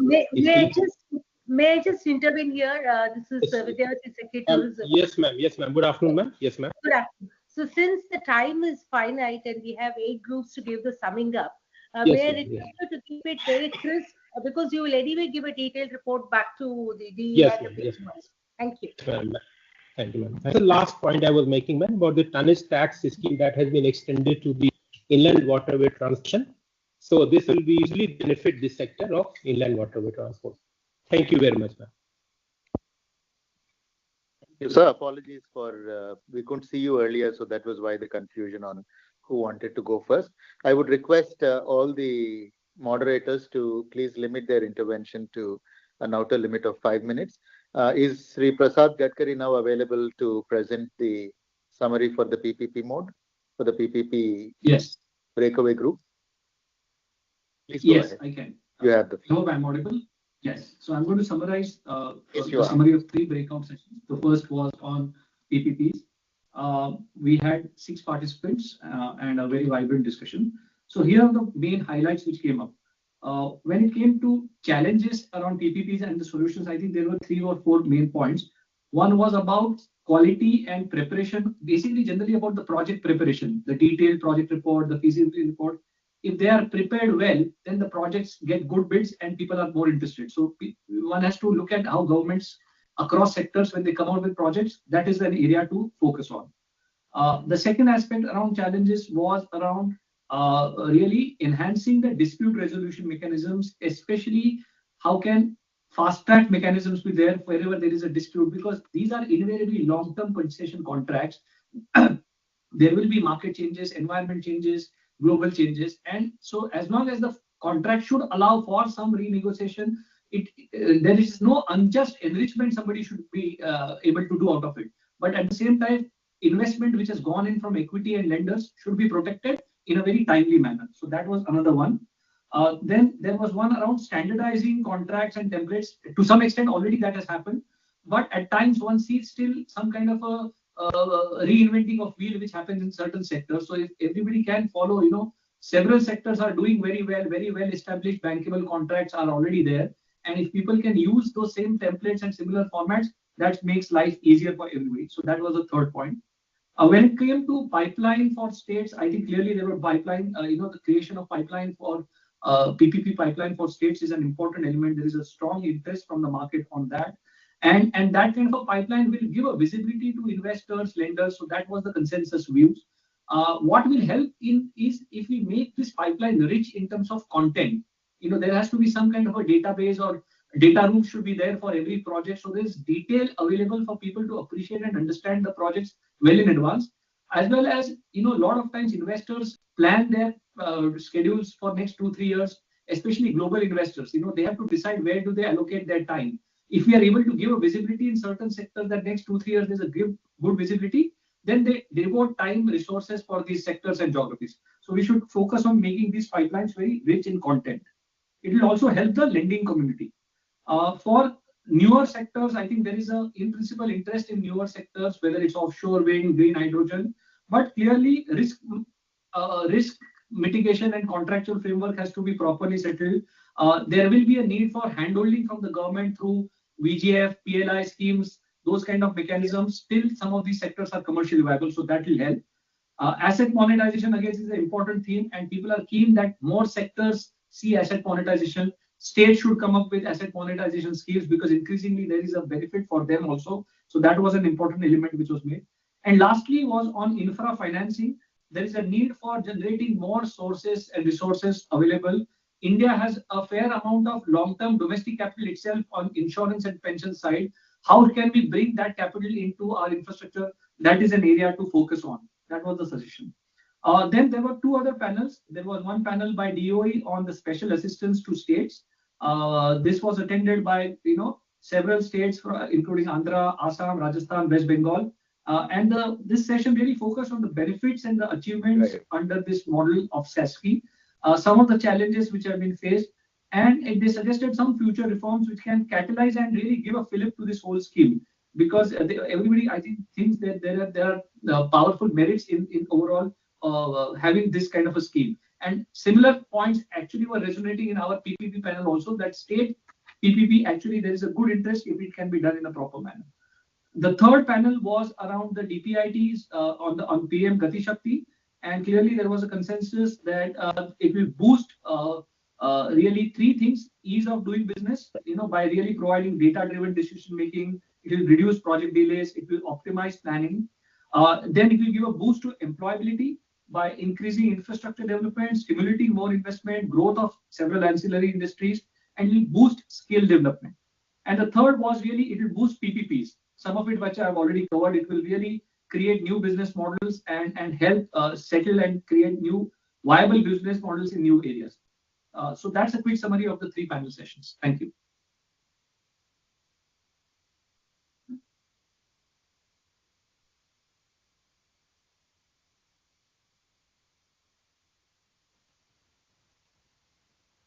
Suman. Thank you. So we will now have the summary for urban reforms. I would request Sri Sanjeev, Joint Secretary and Financial Advisor, Ministry of Housing and Urban Affairs, for his summary. Thank you, sir. Ours was Breakout Session 2, that is urban reforms, dealt with para number 57, 58, 59 and 72. The webinar was structured across 4 sub-breakout sessions. One was water, cleanliness and sanitation. Second was urban governance and municipal services. Third was creative redevelopment of cities. And third was cities as growth hubs. And total of 29 panelists have participated who have provided us with deep insights into the challenges and way forward. Throughout these sessions, the key challenges such as funding constraints, capability limitations, governance bottlenecks, and the need for better coordination were identified. Addressing these challenges requires a collaborative approach where public and private sectors work together, leveraging innovation, policy reforms, and strategic investments. The key outcomes of the webinar are as follows. First was the first and foremost suggestion that has come as cities should start identifying self-help projects to be pitched in under Urban Challenge Fund. That was the major announcement in the budget. These projects identified should be financially viable with predictable revenue streams through user charges, treated wastewater sales, or innovative financing mechanism like issuance of bonds, land value capture, PPP, etc. Examples of bankable projects can include revenue generation through definitive reuse of treated wastewater for industrial purposes, bio-CNG projects, waste-to-energy projects, use of renewable energy in water, and sewerage projects to save energy cost. Second suggestion that came was establishment of national level urban infrastructure promotion and investment unit at Mahua to facilitate project preparation and build the capacity of the cities to assess municipal bond markets, designing PPP projects and national multilateral funding. This unit would also facilitate the states in speedy closure of multilateral funding agreements. This unit shall monitor the requisite reforms at national level. Third, suggestions had come regarding prioritizing creative redevelopment of historic marketplaces and city core areas to boost economic activity by augmentation of legacy infrastructure. Identification of bankable projects in these areas and leveraging urban land as an asset by giving higher FSIs, reduce setbacks, etc. to support the projects and land value capture as a source of revenue for bankability. The fourth suggestion came regarding states to explore the innovative funding instruments like pooled finances, municipal bonds, and InvIT models. The fifth suggestion is regarding AI-based data governance as a major reform for efficient and transparent cities as a tool to be taken up. The next suggestion 6, that is a digital twin of cities for simulation to prevent urban flooding and central and context-based urban planning. The next suggestion was regarding each state should identify and plan for at least one regional growth hubs, ensuring a holistic approach to urban planning. These hubs should be planned in an integrated manner, ensuring seamless spatial, transit, and economic planning. A state should identify bankable projects for augmenting infrastructure in these areas and pitch them under Urban Challenge Fund. The next suggestion was regarding cluster-based municipal services for urban areas to meet the challenges. Please kindly mute the mic, please. The next suggestion was regarding cluster-based municipal services for urban areas to meet the challenges of shortage of manpower and capacities will be in right direction. Next suggestion was there should be a reform cell at the state level to drive requisite reforms in the urban realm and develop synergy amongst different departments. Suggestion has also regarding to establish a national level agency like Japanese Urban Renaissance Agency that can be created under MAHUA to build capacities at central, state, and local levels. The next suggestion is regarding sharing of risk with private partners in biggest challenges needs to be addressed. The last suggestion was regarding model concessionary agreement and model DPR should be prepared early so to hasten the process of projects. That's all from the urban reform side from the MOHUA. Thank you. Thank you. May I now request the Ministry of Civil Aviation, Mr. Walnam, Secretary, Ministry of Civil Aviation, for summing up the discussion on connectivity. Thank you, Suman. The breakout session on connectivity, we had a very fruitful discussion on 4 topics which were shortlisted. In fact, we were happy that there were 503 participants, 503 who joined our breakout session. So we found it to be very fruitful. The first topic was on the RCS UDAN in the context of the budget speech, which said that a modified UDAN scheme would be launched, which would cover 120 destinations and project to carry 4 crore people in the next 10 years. So the progress of the RCS UDAN was presented and how it has the regional connectivity has now provided 619 routes all across the country. And in fact, the assessment at the end of it was that the RCS UDAN has helped in making aviation move from being an exclusive mode of journey to an inclusive mode of journey. It has democratized air travel. So this was the RCS UDAN, and a clear roadmap for moving forward was presented. Then we had our Chairman, Airport Authority of India, Shri Vipin Kumar, who presented on airport development in India and related infrastructure. So this was in the context of budget announcement about more PPP projects and also greenfield projects in some parts of the country. So he presented how the air passenger traffic growth provides a foundation for expanding airports in the country. If we go back 10 years, the number of passengers were about 11 crores, and that has doubled to 22 crores.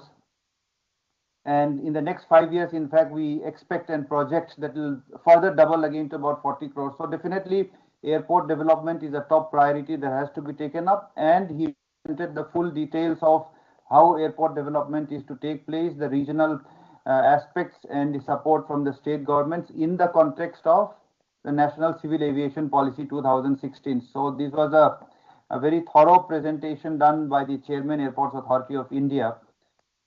Quickly then I'll move to the third topic, which was public-private partnership, where we had a colleague from the private sector, the CEO of the Hyderabad Airport Limited, Mr. Pradeep Panikar, who presented. And the key data is that we have made quite a progress on PPP on airports. In fact, in India today, we have 14 airports on PPP basis. There are some of them which were AI airports, in fact, 8 of them which have been now kept on PPP basis for the operation and maintenance. And there are also 6 state government airports, and more upcoming, for example, the Noida, Jewar and the Navi Mumbai near Mumbai and the Bhogapuram in Andhra Pradesh. So the PPP portfolio in airports is very healthy. The benefits that the PPP mechanism provides to airports were also highlighted, including a more time-bound construction period and quality of services and the efficiency in operations, including the increases in the air traffic movements which have happened through the dynamism of the private sector. So this was the presentation on PPP.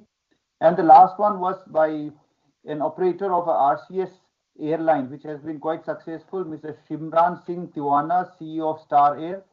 He highlighted how earlier the traffic, almost 65% was in the 6 metro airports of the country, but now it has spread out to different parts of the country. And in fact, the various speakers also gave anecdotes on how the regional connectivity has provided people the ability to fly and the aspiration to fly, and that the upcoming modified RCS Udan would provide a very timely intervention to promote further connectivity to different corners of the country. So I will stop here. Thank you. Thank you, sir. May I now request Sri Ashok Meena, Secretary, Department of Drinking Water and Sanitation, for the summary of the session on Jal Jeevan Mission. Thank you. Thank you, everyone. We had a breaking out session on Jan Bhagidari in JJM and SBM, Swachh Bharat Mission Gramin.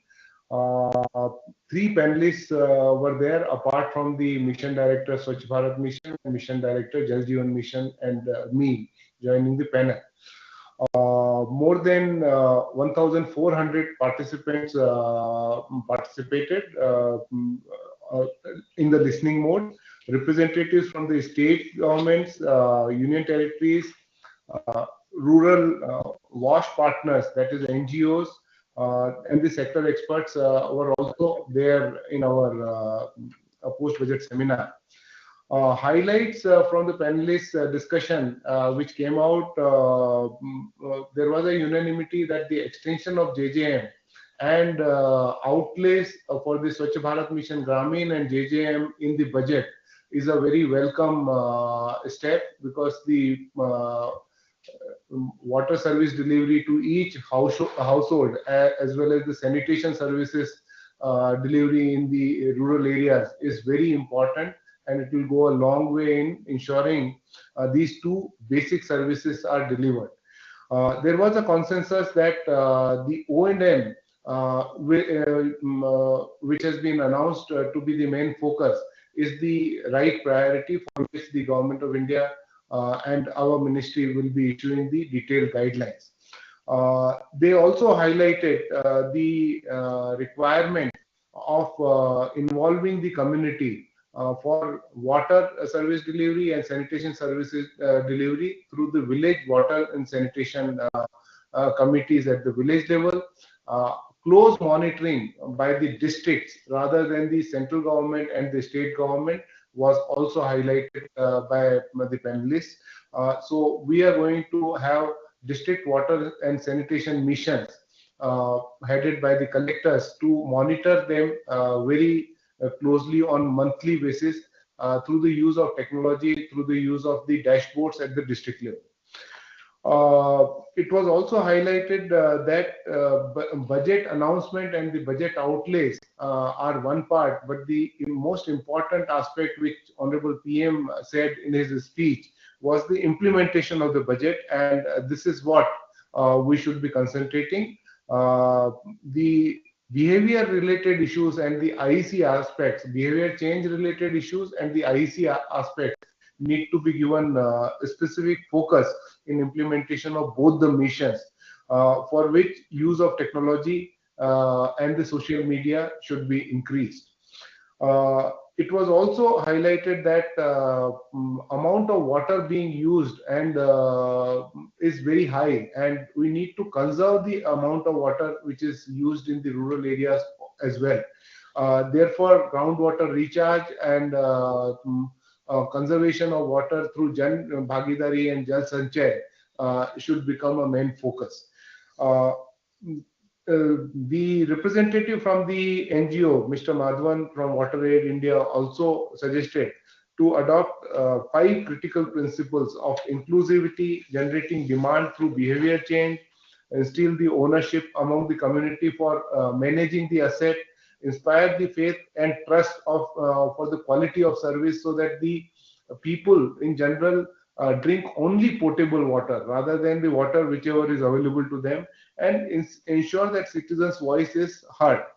For this, he said that importance of contracts with clear accountability mechanism need to be worked out between the village water sanitation committees and the people who would actually be operating and maintaining the schemes. He also highlighted that left out households identification is an important area we should receive due consideration in the first few months of next year.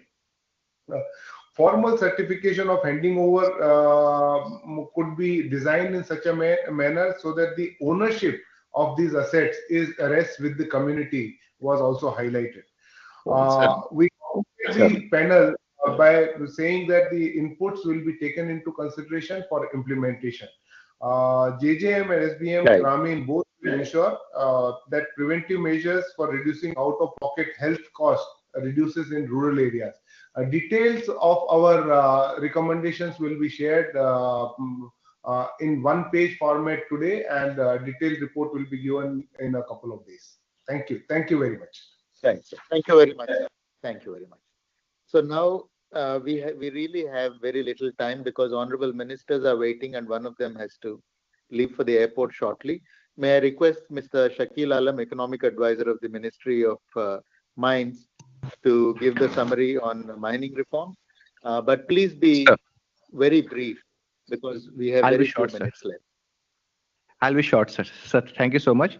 So on the session on mining sector reforms, Secretary Mines had, chaired it. The online audience was around 380 and they included a wide array of stakeholders. We had 7 speakers in this session and they spoke on 5 aspects of mining reforms. 3 speakers are mining CEOs and they spoke about the imperative of mining sector reforms for greater investment in mining. One speaker is from the state government and he spoke about the experience of mining sector reforms already undertaken in states and their impact. Another speaker, he heads the Minor Mineral Industry Federation and he spoke about initiatives and gaps in state level reforms in minor mineral administration. The 6th speaker was from an academic institution, head of IIT ISM, which is engaged with the Ministry of Mines for the State Mining Index work. He spoke about the framework of the index, which has been finalized and shared with states. The last speaker is from an expert agency who spoke about a specific aspect of mining sector reforms, which is operationalization of auctioned mines. The speakers also shared innovative measures undertaken in mining operations and mining administration and regulation. The speakers, as well as the audience, online audience, raised certain issues on the exploration license regime, steps to expedite EC and FC approvals, use of AI in exploration and mining, e-management systems in mining administration, recycling or urban mining, and the need for uniform minor mineral policy across states. We have received other suggestions also, which will be examining them. These things. Over to you, sir. Thank you. That was really quick. May I now request Sri Shashank Mishra, Joint Secretary, Ministry of Power, to give the summary for the breakout group on power reforms. Good evening, sir. In our breakout session, we had 10 panelists and 4 interveners, around 1,700 participants who gave their suggestions and inputs who were in the listening. The announcement was related to 0.5% of additional borrowing for power sector reforms, and the scheme was welcomed by the participants, and there was a general understanding that the scheme should be continued for beyond a year, and the end use of the additional borrowing should be tied up with the sectors or with positive areas of investment. Then there was also this understanding which came out that the guidelines may be simplified to suit the state's baseline situations, There were certain other suggestions received with respect to the transmission process that the ROW issues need to be handled on priority at the state level. The DPR preparation has to be made more diligent, and there should be strict qualifying requirements while selecting the DPR consultants. Another suggestion that was received was regarding that the center should be supporting the state. This was requested by the state that center should come in and support the states for initiatives being taken by them for privatization of the utilities. Another suggestion received was for parallel licensing to be brought in for the areas, especially for where new power demand is coming in, like IT park, like industrial park. RPO compliance may be included as a part of additional borrowing. This was another suggestion, and especially in view of the large-scale RE projects which are coming up. And smart meter data analytics need to be really pushed because that is the way forward for having power purchase optimization and for overall betterment of the power sector. So these were the broad suggestions that were received during the course of discussion. Over to you, sir. Thank you, Shashank, for keeping that brief. May I now know if the Honorable Minister for Ports, Shipping and Waterways, Sri Sonowal, is online?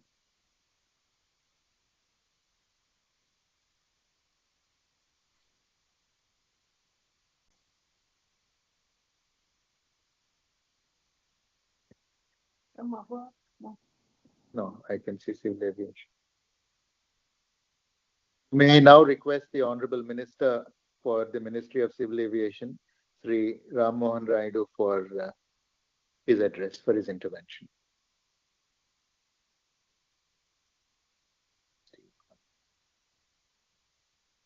Thank you very much. I hope I am audible. Am I audible? Yes, sir, you are. Please go on. Okay. Yes, sir, you are. Honorable Ministers of Housing, Urban Affairs, Manohar Lal ji, Ports and Shipping, Sarbanand Sonowal ji, Jal Shakti, C.R. Patil ji, and other ministers who are connecting in this webinar, and the senior officials, industry partners and stakeholders, a very good evening to each and every one of you. To begin with, I would like to extend my heartfelt gratitude to the Honorable Prime Minister, Sri Narendra Modi ji, under whose guidance these four today, under his exemplary leadership, global partners and industry leaders look up to India's policies, progress, and its vast potential. We are the fifth largest economy in the world, and with the enhanced ease of doing business, ease of travel, and ease of living, we are going to be the third largest economy in the next 5 years by 2030. Aligning with the vision, by 2030, we are also going to be the biggest aviation market in the whole world with enhanced ease of flying.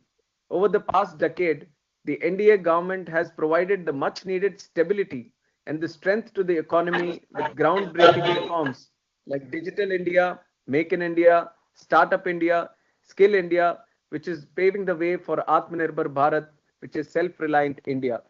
PM Modi's approach has always been rooted in inclusion, driven by the spirit of Sabka Saath, Sabka Vikas, Sabka Vishwas, Sabka Prayas. The post-budget webinar series also serves as a valuable platform for fostering synergy, encouraging industry, and also policymakers to gain deeper insights into budgetary provisions and economic policies. As the youngest cabinet minister in the cabinet, I look up to Prime Minister Narendra Modi ji as the pilot who is steering our India's progress like a flight towards Viksit Bharat. Under his visionary leadership, all of us have boarded this collective journey and we all have shared commitments. And as our captain mentioned in the initial address, investment in youth, innovation and the economy, it will define the roadmap for Viksit Bharat. I believe our robust economy today is driven by strategic investments and strategic reforms we have made in the transport sector, logistics, and especially aviation in particular. 10 years ago, the aviation sector was facing challenges in connecting with regional and remote areas. Air traffic was mostly concentrated in the 6 major airports, leaving Tier 2 and Tier 3 cities unserved and underserved. But with the Prime Minister's path-breaking reform, which is Udan, Ude Desh Ka Aam Nagrik, we have added new routes and new airports to the civil aviation landscape of this great country. Udan has enabled 1 crore 50 lakh people, especially the lower income group and the middle class, to meet their aspirations for speedier travel. With an investment of 4,266 crores, the scheme has connected 88 underserved and unserved airports across the country, and we have operationalized 619 routes which were unconnected before. And inspired by its success, in the recent budget, Honorable Finance Minister has mentioned that we are going to extend the Udan scheme for another 10 years, starting from April 2027. And this is going to come with adding 120 new destinations in the next 10 years, which is going to benefit 4 crore people.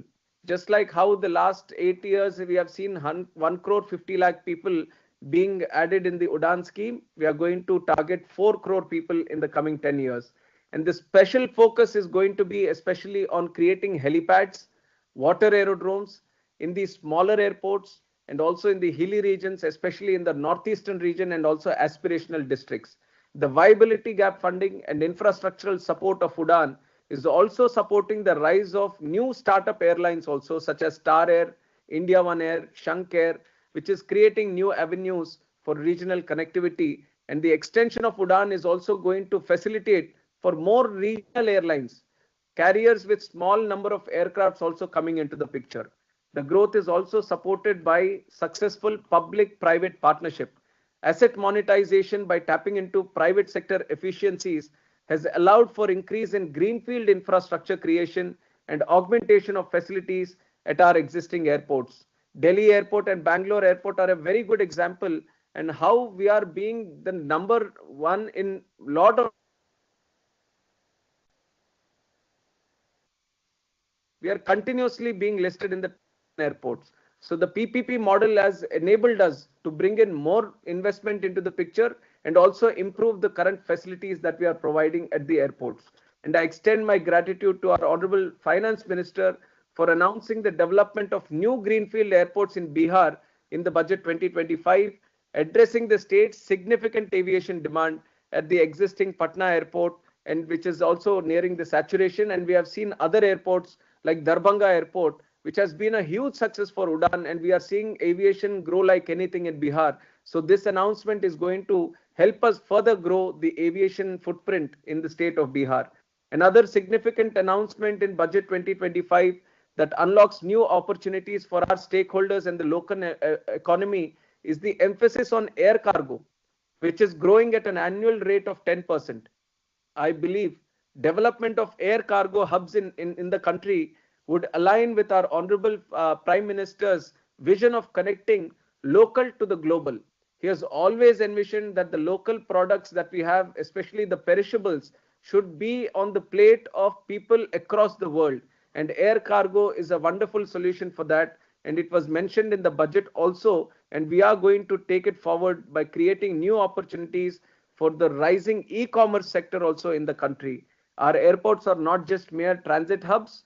We see them as economic hubs with huge multiplier effect on job creation by supporting other sectors like tourism, infrastructure, real estate, logistics, agriculture, and many more. And the doubling of airports that we have seen in the last 10 years from 74 to 159 has unlocked immense potential for further investments in this sector. The annual number of air passengers has surpassed 350 million, enabling our airlines to place the largest order ever of more than 2,000 aircrafts. We have 300 delivered and 1,700 yet to be delivered. So you can imagine how much aircraft growth is going to happen in this country. And this rising aircraft inventory highlights the immense growth potential for MRO sector, the maintenance, repair and overhaul sector, for which we are providing strong policy support and fostering aircraft component manufacturing also within the country, so that we are going to become a holistic aviation hub across the world. And also the aviation sector, which is growing at more than 12%, there is also a significant opportunity for the training industry to develop highly skilled force to meet the sector's expanding needs. Let it be training of the pilots, let it be training of the crew, ground handling, maintenance, engineers, lot of other aspects. There is a huge potential for us to train our workforce, especially the younger generation, to come into this sector and get these jobs. And not only for the Indian domestic sector, but across the world, we can create that kind of capacity building in the country where people can come here and get trained for the aviation sector. And I believe that India is the land of limitless opportunities. And by investing in our economy, investing in the connectivity, and investing in transporting sector, we can realize the complete potential. Just like valuable discussions and much needed exchange of thoughts we had today, we must come together and work as Team India. I once again heartfully thank our Honorable Prime Minister Narendra Modi ji for sharing his visionary thoughts and bringing all of us together, from ministers to the stakeholders to the industry partners, and encouraging the sharing of ideas and collectively to contribute to the whole goal of Viksit Bharat. Thank you very much. Thank you for your intervention, sir. May I now request the Honorable Minister for Ports, Shipping and Waterways, Sri Sarbananda Sonayal, for his address. Namaskar. I am especially thankful to everybody taking part in this post-budget webinar 2025. And for this budget, I am especially grateful to Honorable Prime Minister Narendra Modi ji and also the Finance Minister Nirmala Sitharaman. And in this budget, whatever path-breaking announcement being made for the overall development of the country and also for the maritime sector, it is unique. Indian budget 25-26 has been a historic budget for the maritime sector of our nation. Never before has this sector been conferred with so many path-breaking policy announcements. This budget has a strong foundation to achieve the ambitious target set forth by Honorable Prime Minister through Maritime American Vision 2047 and would make India's maritime sector globally competitive.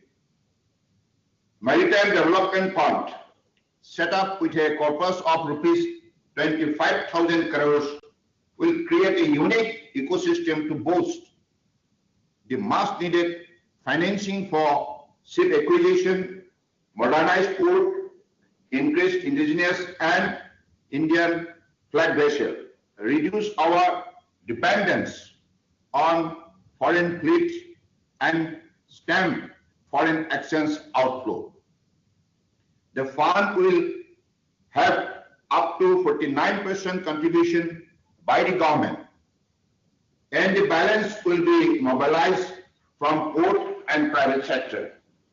By 2030, Maritime Development Fund is expected to generate about rupees 1.5 lakhs crores of direct and indirect investment in the shipping sector and will also lead to generation of about 11 lakhs new employment opportunities. Shipbuilding financial assistance 1.0 had been successful in boosting the indigenous shipbuilding industry, and there was a huge demand to extend the policy with few improvement as per the need of the industry. The revamped shipbuilding financial assistance policy 2.0, apart from addressing cost disadvantages, will also include credit notes for shipbreaking and Indian yards to promote the circular economy. Ships which will be scrapped in India will be given a credit note which can be used to adjust against the cost of a new vessel manufactured in Indian shipyard. This will boost Atmanirbhar in shipbuilding in India. Large ship above a specified size has been proposed to be included in the infrastructure harmonized master list.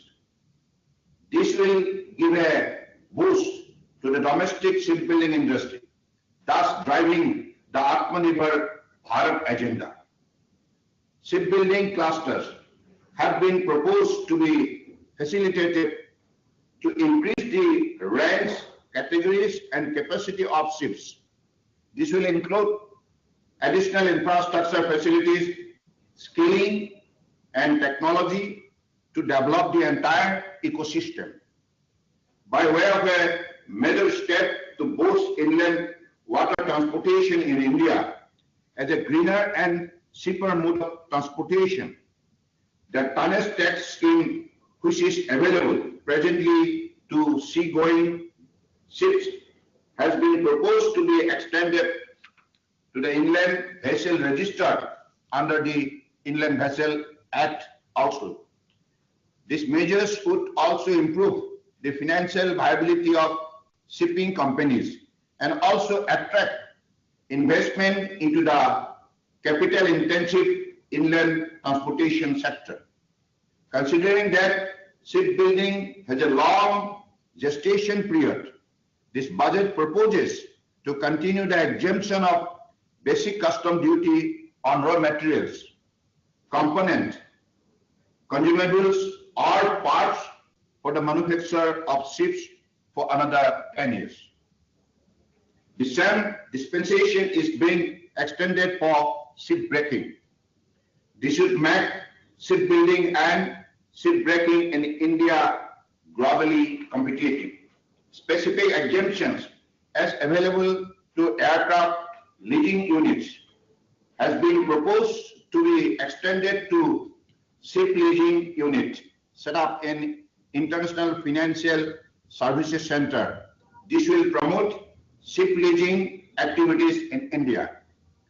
This proactive policy and taxation measures taken through Union Budget 2025 for the maritime sector will attract global players to India for investment. Induce technology transfer, promote scaling in ports, shipbuilding, ship leasing, ship recycling, and ship repairs, and help us not only become Atmanirbhar but also become a top maritime nation in shipping and shipbuilding. Time has come for India to rise and reclaim its stature as a leading maritime nation. Historic increase in budgetary allocation for Ministry of Port, Shipping and Waterways. This year, the budgetary allocation for the Ministry of Ports, Shipping and Waterways has witnessed a historic, never before annual increase of 46% a year. As compared to rupees 2,377.49 crores last year, this year the budget allocation for the ministry has been increased to rupees 3,470.58 crores. For inland waterways too, the increase in budget allocation has been a massive 47.23% as compared to rupees 1,190.11 crores last year. This year, the budget allocation for inland waterways authorities has been increased to rupees 1,752.31 crores. Assistance to shipbuilding research and development has increased by 143% as compared to last year. Increased from rupees 150 crores last year to rupees 365 crore this year. For your information, let me tell you, this ministry has already had a very, very meaningful post-budget interaction with maritime stakeholders. On 27 February 2025, the ministry organized a post-budget interaction with maritime stakeholders at Mumbai with a view to obtain the maritime industry stakeholders' feedback and suggestion on the future roadmap for revitalizing India's shipbuilding sector in the light of path-breaking budgetary announcement concerning the maritime sector. The interaction was attended by heads and senior representatives from various shipyard associations, shipbuilders, ship recyclers, financing, leasing companies, major ports, railways, Inland Waters Authority of India, head of shipping, PSUs, representatives from various infra and other ministries, custom, etc. So the Ministry of Port Shipping Waterways sincerely extend its gratefulness to Honorable Prime Minister and the Finance Minister for promoting this maritime sector in a great manner. Thank you. Jai Hind.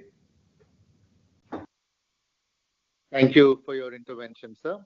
May I now request the Honorable Minister for Housing and Urban Affairs, Shri Manohar Lal Khattar, for his speech.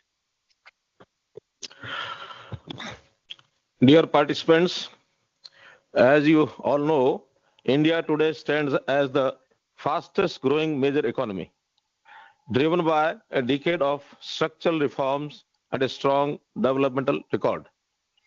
With the vision of Viksit Bharat 2047 guiding us, the Union Budget 25-26 has introduced transformative reforms across 6 key sectors, including urban development and power sector.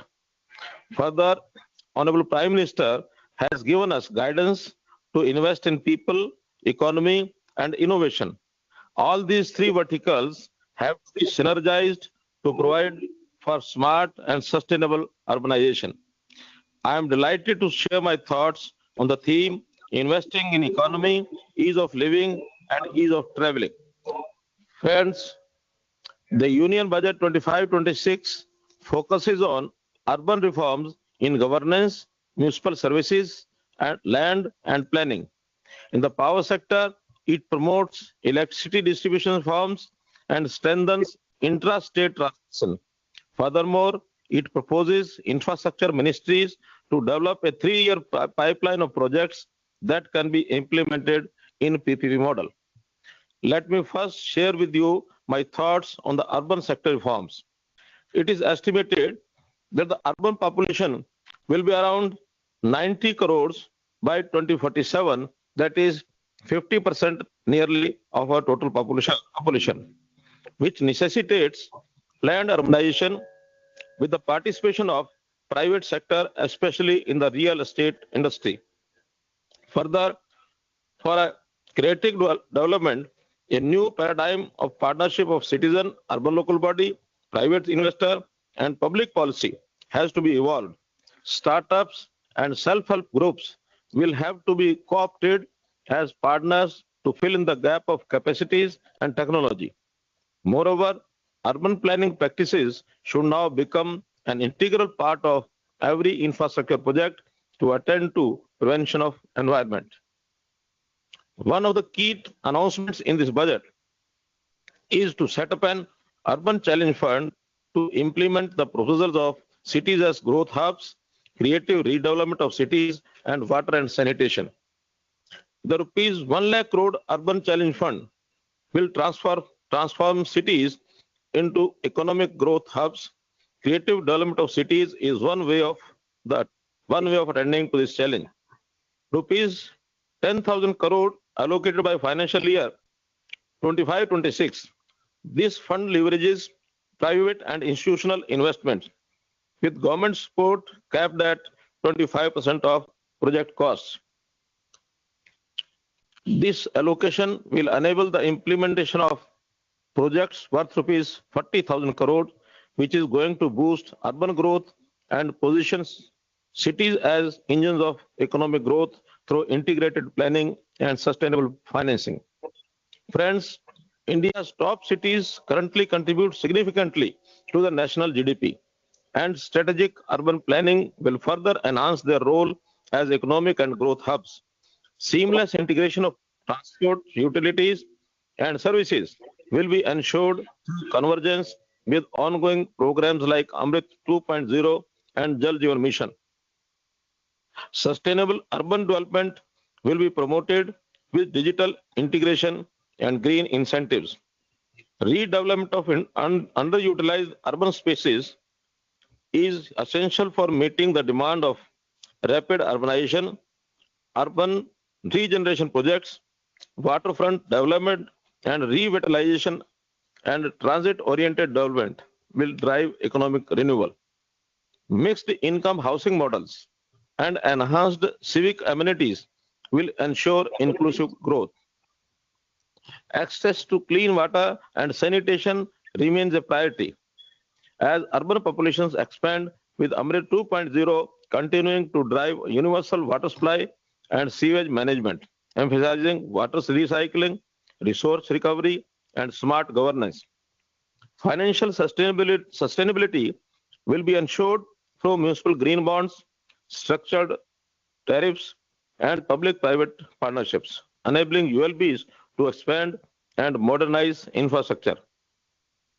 I must say that with a challenge-based approach, Urban Challenge Fund prioritizes cities with strong financial planning and execution capabilities, and the success will be assessed infrastructure efficiency, economic impact, and sustainability.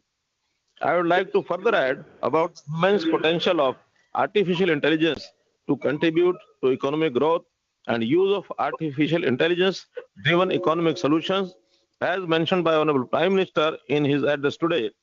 Friends, going forward, ULPs must enhance revenue generation, integrate artificial intelligence-driven monitoring, and adopt transparent governance measures. Now I come to the power sector.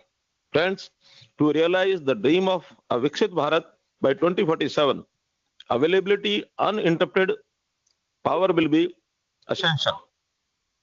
Power is an absolute requirement for economic growth, driving industries, businesses, and innovation while making everyday life easier and more comfortable. Therefore, a strong, efficient, and sustainable power sector is not just essential, it is the foundation of India's progress. I'm happy to share that we have achieved a massive progress in the power sector in last 1 decade or so. We successfully met a record power demand of 250 gigawatt with minimal shortages. Our total installed generation capacity has nearly doubled, rising from 249 gigawatt in 2014 to 466 gigawatt as of January 2025. We have added 136 gigawatt of renewable capacity, increasing the total non-fossil based generation capacity of 220 gigawatt. We are well on track to achieve our target of 500 gigawatt of non-fossil based capacity by 2030. Our transmission sector is one of the world's largest synchronized grids today, which is capable of transferring 119 gigawatt of power across the country. This achievement ensures seamless energy flow, fulfilling the vision of one nation, one grid, one frequency. Transmission sector further requires an investment of rupees 9.166 lakh crores, with over 30% coming from estates for intrastate transmission. In distribution sector, under various Government of India schemes, that is DDU, JJY, IDPS, and Saubhagya, projects worth rupees 1.85 lakh crores have been implemented. Additionally, rupees 2.78 lakh crores has been sanctioned under the RDSS for infrastructure and smart metering. As a result, power availability in rural areas has risen from 12.5 hours in financial year 2014 to 22.6 hours in financial year 2025, while urban supply has improved to 23.4 hours, ensuring more reliable electricity for all. To meet the growing power demand, the National Electricity Plan has been prepared for the generation and transmission sectors till 2032. The plan targets the addition of 1.91 lakh circuit kilometers of transmission lines, and 1,307 GVA of transmission capacity by 2032 to support India's goal of installing 500 gigawatt of non-fossil energy by 2030. The projected investment requirement up to 2030 is to the tune of rupees 42 lakh crores.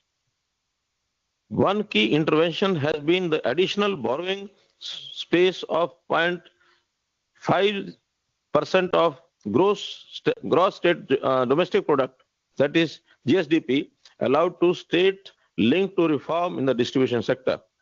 Friends, looking forward, I want to emphasize that we will take all measures to ensure all India state transmission projects required by 2030 as per the resource adequation plan are bid out progressively by 2027.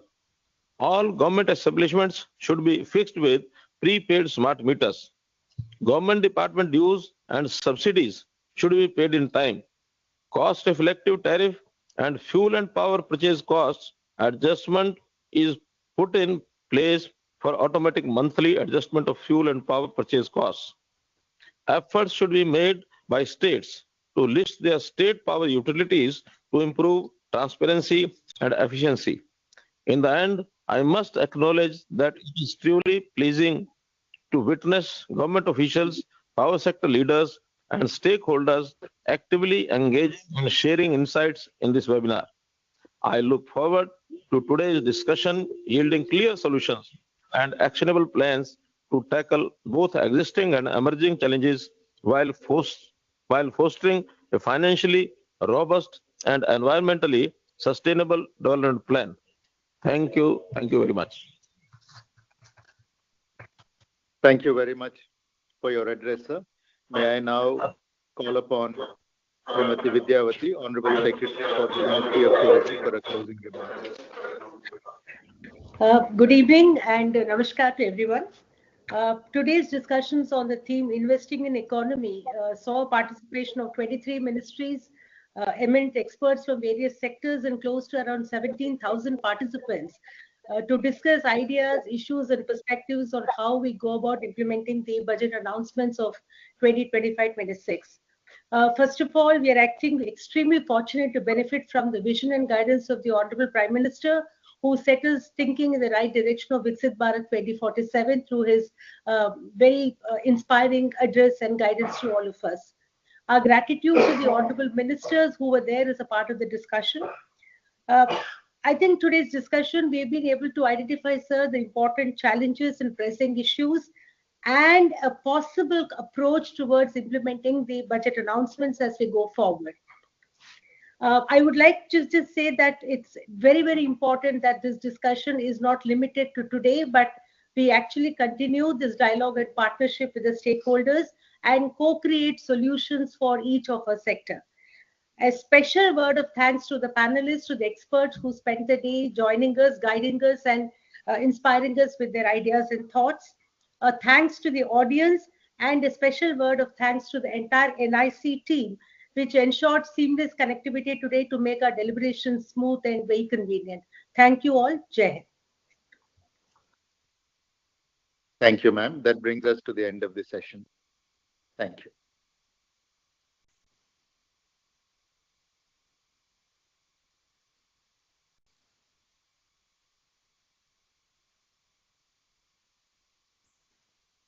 Marathon.